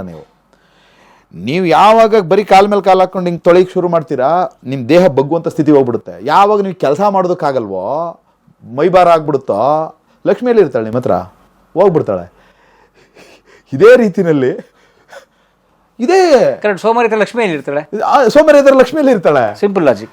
ಅದೇ ರೀತಿಯಲ್ಲಿ ಇವರು ಅನಾಥಾಶ್ರಮ ಮಾಡೋರು, ವೃದ್ಧಾಶ್ರಮ ಮಾಡಬೇಕಾದವರು ಅನಾಥಾಶ್ರಮ ಮಾಡೋದಕ್ಕೆ ವೃದ್ಧಾಶ್ರಮಗಳಿಗೆಲ್ಲ ಸರ್ಕಾರವೇ ಮಾಡಿ ಅಲ್ಲಿ ಹೋಗಿ ಅನಾಥರನ್ನ, ವೃದ್ಧರನ್ನ, ಕಷ್ಟದಲ್ಲಿರುವಂಥವ್ರನ್ನ, ಸಂಕಷ್ಟದಲ್ಲಿರುವಂಥವ್ರನ್ನ ನೋಡಿದರೆ ನಾನು ಕೆಲಸ ಮಾಡಬೇಕಪ್ಪ, ನನ್ನ ಜವಾಬ್ದಾರಿ ಇದೆ ಅಂತ ಅನ್ನಿಸ್ತಾ ಇತ್ತು ಇವ್ರಿಗೆ ಇಲ್ಲ. ಅಲ್ಲಿ ಹೋಗ್ತಾನೂ ಇಲ್ಲ, ಅವ್ರಿಗೆ ಸಮಸ್ಯೆನೇ ಅರ್ಥ ಆಗಿಲ್ಲ. ಹಾಗಾಗಿ ಅವರು ಇಂಥ ಅನೈತಿಕ ಚಟುವಟಿಕೆಗಳಲ್ಲಿ ಮುಳ್ಕೊಂಡು ಕೆಟ್ಟ ಮಾದರಿಯನ್ನು ಇವತ್ತು ನಿರ್ಮಿಸಿ ಇವತ್ತು ಸಮಾಜ ಅಯೋಮಯ ಅನ್ನುವಂಥ ಸ್ಥಿತಿಗೆ ತಂದಿಟ್ಬಿಟ್ಟಿದ್ದಾರೆ. ಹಾಗಾಗಿ ನಾನು ರಾಜಕಾರಣವನ್ನು ಆಯ್ಕೆ ಮಾಡ್ಕೊಳ್ಳೋಣ ಅಂತ. ಆದರೆ ನೀವು ಕೆಲಸದಿಂದ ಡಿಸ್ಮಿಸ್ ಆಗಿ ಎಷ್ಟಿತ್ತು ಸಂಬಳ? 2016? ನನಗೊಂದು 40,000 ಸಂಬಳ ಬರ್ತಾಯಿತ್ತು. ಸೊ ಅವತ್ತು ಅದಾದಮೇಲೆ 2 ಸ್ಕೇಲ್ ಆಯಿತು. ಈಗ 1 ಲಕ್ಷದ ಮೇಲೆ ಸಂಬಳ ಬರ್ತಾಯಿತ್ತು ನನಗೆ ಇದ್ದಿದ್ರೆ. ಆದರೆ ಈಗ ಇದ್ದಿದ್ರೆ 1 ಲಕ್ಷದ ಮೇಲೆ ಸಂಬಳ ಬರೋದು, ರಾಜಕಾರಣಕ್ಕೆ ಬಂದರೆ ಅದು ಬರುತ್ತೆ ಅಥವಾ ನಿಮ್ಗೆ ಆಸ್ತಿ ಇತ್ತಾ, ಹೇಗಿತ್ತು? ಅಥವಾ ರಾಜಕಾರಣದಲ್ಲಿ ದುಡ್ಡು ಮಾಡಬೇಕು ಅಂತಿಲ್ಲ? ರಾಜಕಾರಣದಲ್ಲಿ ದುಡ್ಡು ಮಾಡಬೇಕು ಅನ್ನೋದ್ರೆ ಎಕ್ಸೈಸ್ ಡಿಪಾರ್ಟ್ಮೆಂಟಲ್ಲಿ ಇದ್ರೆ ಒಂದಷ್ಟು ದುಡ್ಡು ಬರ್ತಾ ಇರ್ತಿತ್ತು, ನನಗೆ ಸಮಸ್ಯೆ ಇರ್ತಿರ್ಲಿಲ್ಲ. ಆದರೆ ದುಡ್ಡು ಮನುಷ್ಯನಿಗೆ ಶಾಂತಿ ಮತ್ತು ನೆಮ್ಮದಿಯನ್ನು ಆನಂದವನ್ನು ತಂದು ಕೊಡೋದಿಲ್ಲ ಅಂತ ಅನ್ನುವಂಥದ್ದು ಮನವರಿಕೆ ಆಯ್ತು ನನಗೆ. ಯಾಕೆಂದ್ರೆ ನಮ್ಮ ಸುತ್ತಮುತ್ತ ಇದ್ದಂಥ ಲೈಸೆನ್ಸ್ಗಳು ನೋಡ್ತಾ ಇದ್ದೆ ನಾನು. ಏನು ದುಡ್ಡು ಇಟ್ಕೊಂಡಿದ್ದಾರೆ ಯಾರೋ ಬಾರ್ ಓನರ್ಸ್ಗಳು, ಮಿಲೇನಿಯರ್ಸು, ಅವರೆಲ್ಲ ಲಕ್ಷಾಂತರ ರೂಪಾಯಿ ಕೋಟ್ಯಾಂತರ ರೂಪಾಯಿ ದುಡ್ಡು ಇಟ್ಟಿರುವಂಥವ್ರೆ. ಆದರೆ ಅವರು ನರಳಾಟ, ದಿನ ಬೆಳಗ್ಗೆ ಎದ್ದು ನರಕ. ಅವ್ರ ಮನೆ ನೋಡ್ಕೊಂಡು ಬನ್ನಿ. ಈಗಲೂ ನಾನು ಅದನ್ನು ಹೇಳಬೇಕು, ಅನ್ಯಾಯದ ಮಾರ್ಗದಿಂದ ಮಾಡುವಂಥ ಸಂಪಾದನೆ ಯಾವುದೇ ಕಾರಣಕ್ಕೂ ನೆಮ್ಮದಿ ಮತ್ತು ಶಾಂತಿನ ತಂದು ಕೊಡೋದಿಲ್ಲ. ಈಗ ದಿನ ಬೆಳಗ್ಗೆ ಎದ್ದು ಕುಡುಕರನ್ನು ಅಯ್ಯೋ ಅನಿಸಿ, ಬಡವರನ್ನು ಅಯ್ಯೋ ಅನಿಸಿ ಸಂಪಾದನೆ ಮಾಡ್ತಾ ಇರುವಂಥದ್ದು ಯಾವುದೇ ಕಾರಣಕ್ಕೂ ನೆಮ್ಮದಿಯಾಗಿ ಇಡೋಕ್ಬಿಡೋದಿಲ್ಲ. ಅದೇ ರೀತಿಯಲ್ಲಿ ಅಧಿಕಾರಿಗಳು, ನೀವು ಪೊಲೀಸ್ ಡಿಪಾರ್ಟ್ಮೆಂಟಲ್ಲಿರುವಂಥ ಅಧಿಕಾರಿಗಳು, ಎಕ್ಸೈಸ್ ಡಿಪಾರ್ಟ್ಮೆಂಟಲ್ಲಿರುವಂಥ ಯಾವುದೇ ಇಲಾಖೆಯಲ್ಲಿ ಇರುವಂಥ ಅಧಿಕಾರಿಗಳು, ಸಖತ್ತಾಗಿ ಹಣ ಬರ್ತಾ ಇದೆ ಅಂತ ಅನ್ನುವಂಥ ಅಧಿಕಾರಿಗಳ ಕುಟುಂಬಗಳು ಇವತ್ತು 80% ಸರಿಯಾದ ರೀತಿಯಲ್ಲಿ ಇಲ್ಲವೇ ಇಲ್ಲ. ಬರೀ ಗಂಡ ಹೆಡ್ತಿರಿ ಮೇಲ್ಗಡೆ ಚೆನ್ನಾಗಿದ್ದೀವಿ ಅಂತ ನಾಟಕ ಆಡ್ತಾ ಇದ್ದಾರೆ. ಕಾಂಪೌಂಡಿಂದ ಹೊರಗಡೆ ಬರಬೇಕಾದ್ರೆ ಲಿಫ್ಟಿಗೆ ಹಾಕೊಂಡು ನಗಾಡ್ಕೊಂಡು ಬರ್ತಾ ಇದ್ದಾರೆ. ಒಳಗಡೆ ಹೋಗ್ಬೇಕಾದ್ರೆ ಕಚ್ಚಾಟಗಳಿದ್ದಾವೆ. ಅಕ್ರಮ ಸಂಬಂಧಗಳು ಇವತ್ತು ಇಟ್ಟಾಡ್ತಾ ಇದ್ದಾವೆ. ದುಡ್ಡುಗೋಸ್ಕರ ಬಾಯಿ ಮುಚ್ಕೊಂಡು ಏನೋ ದುಡ್ಡು ಇದೆಯಲ್ಲ, ಏನೋ ಸಂಪಾದನೆ ಮಾಡ್ತಾ ಇದ್ದಲ್ಲ, ಸಮಾಜದಲ್ಲಿ ನಮಗೇನೋ ಪ್ರೆಸ್ಟೀಜ್ ಇದೆ ಅಂತ ಅನ್ನುವಂಥ ಒಂದು ಪೊಳ್ಳು ಭಾವನೆಯ ಆಧಾರದ ಮೇಲೆ ಸುಮ್ಮನೆ ಅವರೇ ಯಾವುದೋ ಒಂದು ಕಲ್ಪಿತವಾದಂಥ ಒಂದು ಮನಸ್ಥಿತಿನಲ್ಲಿ ಸುಮ್ಮನೆ ನಡ್ಕೊಂಡು ಹೋಗ್ತಾ ಇರುವಂಥದ್ದು. ಕುಟುಂಬಗಳು ಚೆನ್ನಾಗಿರೋದಕ್ಕೆ ಸಾಧ್ಯವಿಲ್ಲ. ಇವತ್ತು ಎಷ್ಟೋ ಜನ ಅಧಿಕಾರಿಗಳು ಹೊರಗಡೆ ಟ್ರಿಪ್ ಹೋಗೋದು ಯಾಕೆ? ನೀವು ಡೆಲ್ಲಿ ಫಾರಿನ್ ಅಂತೇಳಿ ಟ್ರಿಪ್ ಹೋಗೋದು ಯಾಕೆ? ಇಲ್ಲ ಪ್ರೇಯಸಿರ್ ಕರ್ಕೊಂಡು ಹೋಗ್ತಾರೆ, ಇಲ್ಲ ಇವ್ರ ಮಕ್ಳುಗಳು ಮಾಡ್ಕೊಂಡಿರುವಂಥ ಅಕ್ರಮ ಅನೈತಿಕತೆ, ಏನು ಅಕ್ರಮವಾಗಿ ಗರ್ಭಧಾರಣೆ ಆಗಿಬಿಟ್ಟಿರೋದು, ಇವೆಲ್ಲನೇ ಕ್ಲೀನ್ ಮಾಡಿಸ್ಕೊಂಡು ಬರೋದಕ್ಕೆ ಹೋಗೋದು. ಬಹುತೇಕ ಇನ್ನೆಲ್ಗೆ ಹೋಗ್ತಾರೆ ಅವರು? Foreign trip, Thailand, Bangkok, Holland. ನೀವು ನೋಡ್ಕೊಂಡು ಬನ್ನಿ. ಈಗ ಯಾವ ವರದಿ ಆಗ್ತಾ ಇಲ್ಲ. ಆ್ಯಕ್ಚುಲಿ ಈಗ ನೀವೆಲ್ಲ ಇದನ್ನ ತೆಗೆದು ಇಡಬೇಕು. ಯಾಕೆ, ಯಾವ ಕಾರಣಕ್ಕೆ ಹೋಗಿದ್ರು, ಯಾರ್ಯಾರು ಹೋಗಿದ್ರು ಅಂತ ನೋಡ್ಕೊಂಡು ಬನ್ನಿ. ಇವತ್ತು ರೆಸಾರ್ಟ್ಗಳು, ಲಾಡ್ಜ್ಗಳು ಇವೆಲ್ಲ ಇರೋದು, ಅದ್ರ ಸಿಕ್ಕಾಪಟ್ಟೆ ಸೆಕ್ಯೂರಿಟಿ ಯಾಕಿರುತ್ತೆ ಅಲ್ಲಿ? ಯಾಕೆ ಅಂದರೆ ಯಾವ ಜನಸಾಮಾನ್ಯರು ಅಲ್ಲಿ ಹೋಗ್ಬಾರ್ದು. ಇವನಂತವನೇ ಇನ್ನೊಬ್ಬ ಅಲ್ಲಿ ಇರಬೇಕಷ್ಟೇ. ಇದ್ದರೆ ಪರಿಚಯ, ಓಕೆ ನಾನು ಬಂದಿದ್ದೀನಿ, ನೀನು ಬಂದಿದ್ದೀನಿ, ಓಕೆ. ಈ ಥರದ ಒಂದು ಸ್ಥಿತಿ ಸಮಾಜದಲ್ಲಿರೋದು ಅತ್ಯಂತ ಅಡಾಲಿದ್ದೋಗಿದೆ. ಆದರೆ ನೀವು ಇದನ್ನೆಲ್ಲ ದಯವಿಟ್ಟು ನಿಮ್ಮಂಥ ಪತ್ರಕರ್ತರುಗಳು ಇವೆಲ್ಲ ವಿಚಾರಗಳ ಬಗ್ಗೆ ಸಮಾಜ ಎಲ್ಲಿಗೆ ಹೋಗ್ತಾ ಇದೆ, ಏನು ಕತೆ ಅಂತ ಅನ್ನೋದು ಎಲ್ಲವನ್ನು ನೀವು ನೋಡಬೇಕು ಅಂದರೆ ನೀವು ನೋಡ್ಬೋದು. ಅದಕ್ಕೆ ನನಗೆ 100 ಜನ ಅಧಿಕಾರಿಗಳು ಗೊತ್ತಿದ್ದಾರೆ. 100 ಜನ ಅಧಿಕಾರಿಗಳು ಅವ್ರ ಜೀವನವನ್ನು ಹಾಳು ಮಾಡ್ಕೊಂಡು ಬಿಟ್ಟಿದ್ದಾರೆ ಅಕ್ಷರಶಃ. ನಿಮ್ಮ ಇಲಾಖೆ ಅಂತೂ ದುಡ್ಡಿನ ಹೊಳೆ ಹರಿಯೋ ಇಲಾಖೆ. ನಮ್ಮ ಆ್ಯಕ್ಚುಲಿ ಎಕ್ಸೈಸ್ ಇಲಾಖೆನಲ್ಲಿ ದುಡ್ಡಿನ ಹೊಳೆ ಹರಿಯಲ್ಲ. ಹೌದಾ? ಯಾಕೆ ಪೊಲೀಸ್ ಡಿಪಾರ್ಟ್ಮೆಂಟ್ ಅಲ್ಲ, ಮೊನ್ನೆ ತಾನೇ ಯಾರೋ 20 ಲಕ್ಷ ಲಂಚ ಕೇಳಿದ ಲೈಸೆನ್ಸ್ಗೆ ಏನ್ಬಿಟ್ಟು ಕೇಸ್ ಹಾಕ್ಬಿಟ್ಟು ದೊಡ್ಡ ಇಶ್ಯೂ ಆಯ್ತು. ಅದು ಹೌದು, ಅದಾಗಿದೆ, ಅದಾಗ್ತಾ ಇದೆ. CL7 ಅಂತ ಈಗ ಒಂದು ಲೈಸೆನ್ಸ್ ಕೊಡ್ತಾ ಇದ್ದಾರೆ. ಆ CL7ಗೆ 1 ಕೋಟಿ ಕೊಡಬೇಕು ಪೂರ್ತಿ. ಎಕ್ಸೈಸ್ ಮಿನಿಸ್ಟ್ರಿಂದ ಹಿಡ್ಕೊಂಡು ರಾಜಕಾರಣಿಗಳ ತನಕ 1 ಕೋಟಿ ಅಂತ ನಾನು ಕೇಳಿದ್ದೀನಿ. ಬಟ್ ಅಫಿಷಿಯಲ್ ಫೀಸ್ ಎಷ್ಟು? ಅಫಿಷಿಯಲ್ ಫೀಸ್ 5 ಲಕ್ಷ 6 ಲಕ್ಷ ಇದೆ. 95 ಲಕ್ಷ ಲಂಚ. 95 ಲಕ್ಷ ಅಲ್ಲ, ಇದು ಫೀಸ್ ಬಿಟ್ಬಿಟ್ಟು 1 ಕೋಟಿ ಹೇಳ್ತಾ ಇರೋದು. 1 ಕೋಟಿನ ಲಂಚ. ಇನ್ನು ಕೊರೆ ಇಸ್ಕೋತಾರ ಯಾರಾದ್ರೂ? ಅವ್ರ ಗೌರವಕ್ಕೆ ಏನಾಗುತ್ತೆ ಹೇಳ್ಕೊಳ್ಳೋದಾ? 1 ಕೋಟಿ ಮಡಗು, 1 ಕೋಟಿ ಮಡಗು, ಅದನ್ನೆಲ್ಲ ಮಾಮೂಲಿ ಶೇರ್ ಮಾಡ್ಕೋತಾರೆ. 1 ಕೋಟಿ ಇರುತ್ತೆ. CL7. ಸೊ ಅದರಲ್ಲಿ 40 ಲಕ್ಷ ಅವ್ರು ಕೇಳಿರೋದು. ಅದು ಬೇರೆ ತಗ್ಲಾಕೊಂಡಲ್ಲ. ಸೊ ಅದು ನಡೀತಾ ಇದೆ. ಆ ಥರದಲ್ಲಿ ಹಣ ಓಡಾಡ್ತಾ ಇರೋದು ಅಲ್ಲಿ ಅಷ್ಟೇ. ಆದರೆ ಪೊಲೀಸ್ ಡಿಪಾರ್ಟ್ಮೆಂಟು, ರೆವಿನ್ಯೂ ಡಿಪಾರ್ಟ್ಮೆಂಟು, ಇನ್ನು ಕೆಲವು ಡಿಪಾರ್ಟ್ಮೆಂಟ್ಗಳೆಲ್ಲ ಇದಾವಲ್ಲ, ಈ ಡಿಪಾರ್ಟ್ಮೆಂಟ್ಗಳಲ್ಲಿ ಎಕ್ಸೈಸ್ ಡಿಪಾರ್ಟ್ಮೆಂಟ್ ದುಡ್ಡು ಯಾವ ಲೆಕ್ಕ ಇದೆ? ಸಿಕ್ಕಾಪಟ್ಟೆ ದುಡ್ಡಿದೆ ಬೇರೆ ಡಿಪಾರ್ಟ್ಮೆಂಟ್ಗಳಲ್ಲಿ. ನೀವು ಎಕ್ಸೈಸ್ DC ಇವತ್ತು ಏನಿಲ್ಲ ಅಂದ್ರೂ ನಾವು ನನ್ನ ಅನಿಸಿಕೆ ಪ್ರಕಾರ ಒಂದು ಜಿಲ್ಲೆಗೆ ಒಂದು ಜಿಲ್ಲಾ ಉಪಾಯುಕ್ತ ಆಗಿ ಬರಬೇಕು ಅಂತಂದರೆ 1.5 ಕೋಟಿ 2 ಕೋಟಿ ಕೊಡ್ತಾನೆ. ಹೌದು, ಒಬ್ಬ ಎಕ್ಸೈಸ್ ಡೆಪ್ಯೂಟಿ ಸೂಪರಿಂಟು, ಒಬ್ಬ ಎಕ್ಸೈಸ್ ಇನ್ಸ್ಪೆಕ್ಟ್ರು 10 ಲಕ್ಷ ಕೊಡಬೇಕು, ಒಂದು 20 ಲಕ್ಷ ಕೊಡಬೇಕು. 10ರಿಂದ 20 ಲಕ್ಷ ಒಂದು ರೇಂಜಿಗೆ ಬರಬೇಕು. 1 ವರ್ಷ 2 ವರ್ಷ ಇರಬೇಕಂದ್ರೆ ಅವನು ಒಬ್ಬ ಎಕ್ಸೈಸ್ DC 1 ಕೋಟಿ 1.5 ಕೋಟಿ. ಬೆಂಗಳೂರಲ್ಲಿ ಇರಬೇಕು ಅಂದರೆ 2-3 ಕೋಟಿ ಕೊಡಬೇಕು. 1 ವರ್ಷ ಇರಬೇಕಂದ್ರೆ 2-3 ಕೋಟಿ ಕೊಡಬೇಕು ಎಕ್ಸೈಸ್ DCದು. ಒಬ್ಬ ಜಿಲ್ಲಾ ಮಟ್ಟದ ಅಧಿಕಾರಿ, ಒಬ್ಬ ರೆವಿನ್ಯೂ DC ರೆವಿನ್ಯೂ ಜಿಲ್ಲಾಧಿಕಾರಿ, ಒಬ್ಬ SP. ಸುಮ್ಮನೆ ಮಂಡ್ಯ ಜಿಲ್ಲೆ ಅಂತ ಒಂದು ಮಂಡ್ಯ ಜಿಲ್ಲೆಗೆ ಬರಬೇಕು ಅಂದ್ರೆ ಕಮ್ಮಿ ಅವ್ರು 3 ಕೋಟಿ ಕೊಡಬೇಕು. ಅವ್ನು 3 ಕೋಟಿ 4 ಕೋಟಿ ಅಷ್ಟು ದುಡ್ಡಿದೆ. ನೀವು ಎಕ್ಸೈಸ್ ಅವರು ದುಡ್ಡು ಕೊಡಬೇಕು ಅವನಿಗೆ, ಪೊಲೀಸ್ ಡಿಪಾರ್ಟ್ಮೆಂಟನಿಗೆ, ಫಾರೆಸ್ಟ್ ಅವರು ಕೊಡಬೇಕು, ಕಳ್ಳರು ಕೊಡಬೇಕು, ಮರಳೋಡಿ ಗಣಿಗಾರಿಕೆ ಮಾಡೋರು ಕೊಡಬೇಕು, ಟ್ರಾಕ್ಟರ್ ಕೊಡಬೇಕು, ಆಟೋ ಓಡಿಸೋನ್ ಕೊಡಬೇಕು, ರೋಡಲ್ಲಿ ತರಕಾರಿ ಮಾರೋನ್ ಕೊಡಬೇಕು, ರೋಡ್ ತರಕಾರಿ ಮಾಡೋನ್ ಕೊಡಬೇಕು, ಎಲ್ಲರೂ ಕೊಡಬೇಕು. ನೀವು ಸಿಕ್ತವರೆಲ್ಲ ಕೊಡಬೇಕು ಪೊಲೀಸ್ ಡಿಪಾರ್ಟ್ಮೆಂಟ್ ಅವ್ರಿಗೆ. ಹಾಗಾಗಿ ಅವ್ರಿಗೆ ಒಬ್ಬ SP ಕಮ್ಮಿ ಅಂದ್ರೆ ನನ್ನ ಅನಿಸಿಕೆ ಪ್ರಕಾರ 3 ಕೋಟಿ ಅಥವಾ 4 ಕೋಟಿ ಇರುತ್ತೆ. ಸೊ ಒಬ್ಬ ಜಿಲ್ಲಾ SP ಆಗಿ ಬಂದಂದ್ರೆ ಅವ್ನ ಕೈ ಚಾಚಿ ಬರೀ ಕಾಸೆ ಸಿಕ್ಕಾಪಟ್ಟೆ ಕಾಸು. ಇಲ್ಲದೆ ಹೋಗಿದ್ರೆ ಪೊಲೀಸರು ಆದಿ ಬೀದಿಗಳಲ್ಲಿ ನಿಲ್ಲಿಸಿ ಹಣ ವಸೂಲು ಮಾಡ್ತಾ ಇದ್ದಾರೆ ಅಂತ ಅನ್ನೋದು ಪೊಲೀಸ್ ಅಧಿಕಾರಿಗಳಿಗೆ ಗೊತ್ತಾಗಿಲ್ವಾ? ಒಬ್ಬ SP ನಾಳೆಯಿಂದ ಆಚೆ ಅದು ನಿಲ್ಲಬೇಕು. ಯಾವನೇ ಆಯಿತು ಅಂದರೆ ಅವನ್ನ ಡಿಸ್ಮಿಸ್ ಮಾಡ್ತೀನಿ, ನಾನು ಬೇಕು ಅಂತ ತಗೊಂಡು ಅಂತ ಹೇಳಿದರೆ ನಿಲ್ಲುತ್ತಾ ಅನ್ನೋದು? ಯಾಕೆ ನಿಂತಿಲ್ಲ? ಅವನಿಗೂ ಹೋಗ್ತಾ ಇರಬೇಕು. ನಾವು ಪೂರ್ವಭಾವನೆ ಮಾಡ್ಬೋದಲ್ವಾ? ಊಹೆ ಮಾಡ್ಬೋದಲ್ವಾ? ಅವನಿಗೂ ಅದರಿಂದ ಪಾಲು ಇರೋದ್ರಿಂದ ತಾನೇ ಮಾಡ್ತಾ ಇದ್ದಾನೆ. ನೀವು ನೋಡ್ಕೊಂಡು ಬನ್ನಿ. ಬೆಟ್ಟಿಂಗು ಇವತ್ತು ಬೆಟ್ಟಿಂಗ್ ದಂಧೆ IPL ಹಣದ ಹೊಳೆ ಹರಿತಾ ಇದೆ ಅಕ್ಷರಶಃ. ಮನೆ ಮಾರ್ಕೋತಿದ್ದಾರೆ. ಒಬ್ಬೊಬ್ಬ SP-ಗೆ ಏನಿಲ್ಲ ಅಂದ್ರೂ ಒಂದು IPL ಬರೀ IPL ಮಾತ್ರ ಮೇಲೆ ನಿಂತಿಲ್ಲ. ಈಗ ನೀವು ಯಾವುದೇ ವಿಚಾರ ಬಂದ್ರೆ ಇವತ್ತು ಜನ ಬೆಟ್ಟಿಂಗ್ ಕಟ್ಟಕ್ಕೆ ಶುರು ಆಗ್ಬಿಟ್ಟಿದ್ದಾರೆ. ಈಗ ಇವ್ನು ಗೆಲ್ತಾನೆ, ಇವ್ನು ಗೆಲ್ತಾನೆ, ಬೈ ಎಲೆಕ್ಷನ್ ಯಾವನ್ ಗೆಲ್ತಾನೆ, ಈ ತರ. ಈಗ ಯಾರೋ ಸೆಲೆಬ್ರಿಟಿಗಳು ಯಾವ ಹೆಣ್ಮಗು ಆಗುತ್ತಾ ಗಂಡು ಮಗು ಆಗುತ್ತಾ, ಬೆಟ್ಟಿಂಗ್ ಕಡೆಗೆ ಸರಿ 50-50 ಚಾನ್ಸ್ ಅಲ್ವೇ? ಈಗ ನಿಮಗೆ ಈಗ ಆಸ್ಟ್ರೇಲಿಯಾ ಗೆಲ್ಲುತ್ತಾ ಇಂಡಿಯಾ ಗೆಲ್ಲುತ್ತಾ ಅಂತ ಬೆಟ್ಟಿಂಗ್ ನಡೀತೆ. ಅದೇ ರೀತಿಯಲ್ಲಿ ಇದು ಹೆಣ್ಣಾಗುತ್ತಾ ಗಂಡಾಗುತ್ತಾ ಬೆಟ್ಟಿಂಗು ಸಾವಿರಾರು ಕೋಟಿ ಹಣ ಹರಿತಾ ಇದೆ. ಇದು ಯಾರ್ಯಾರು ಪೊಲೀಸ್ ಡಿಪಾರ್ಟ್ಮೆಂಟ್ ಅವ್ರಿಗೆ ಪ್ರತಿಯೊಬ್ಬ ಇವನೇ ಬುಕ್ಕಿ ಅಂತ ಗೊತ್ತು, ಒಂದು ಜಿಲ್ಲೆನಲ್ಲಿ ಎಷ್ಟು ಜನ ಬುಕ್ಕಿಗಳಿದ್ದಾರೆ ಅಂತ ಗೊತ್ತು. ಅದರೆಲ್ಲ ಇವ್ರಿಗೆ ಕಮಿಷನ್ನು 1%, 2%, 3% ಬುಕ್ಕಿಗಳು ಸಂಪಾದನೆ ಮಾಡ್ತಾ ಇದ್ದಾರೆ.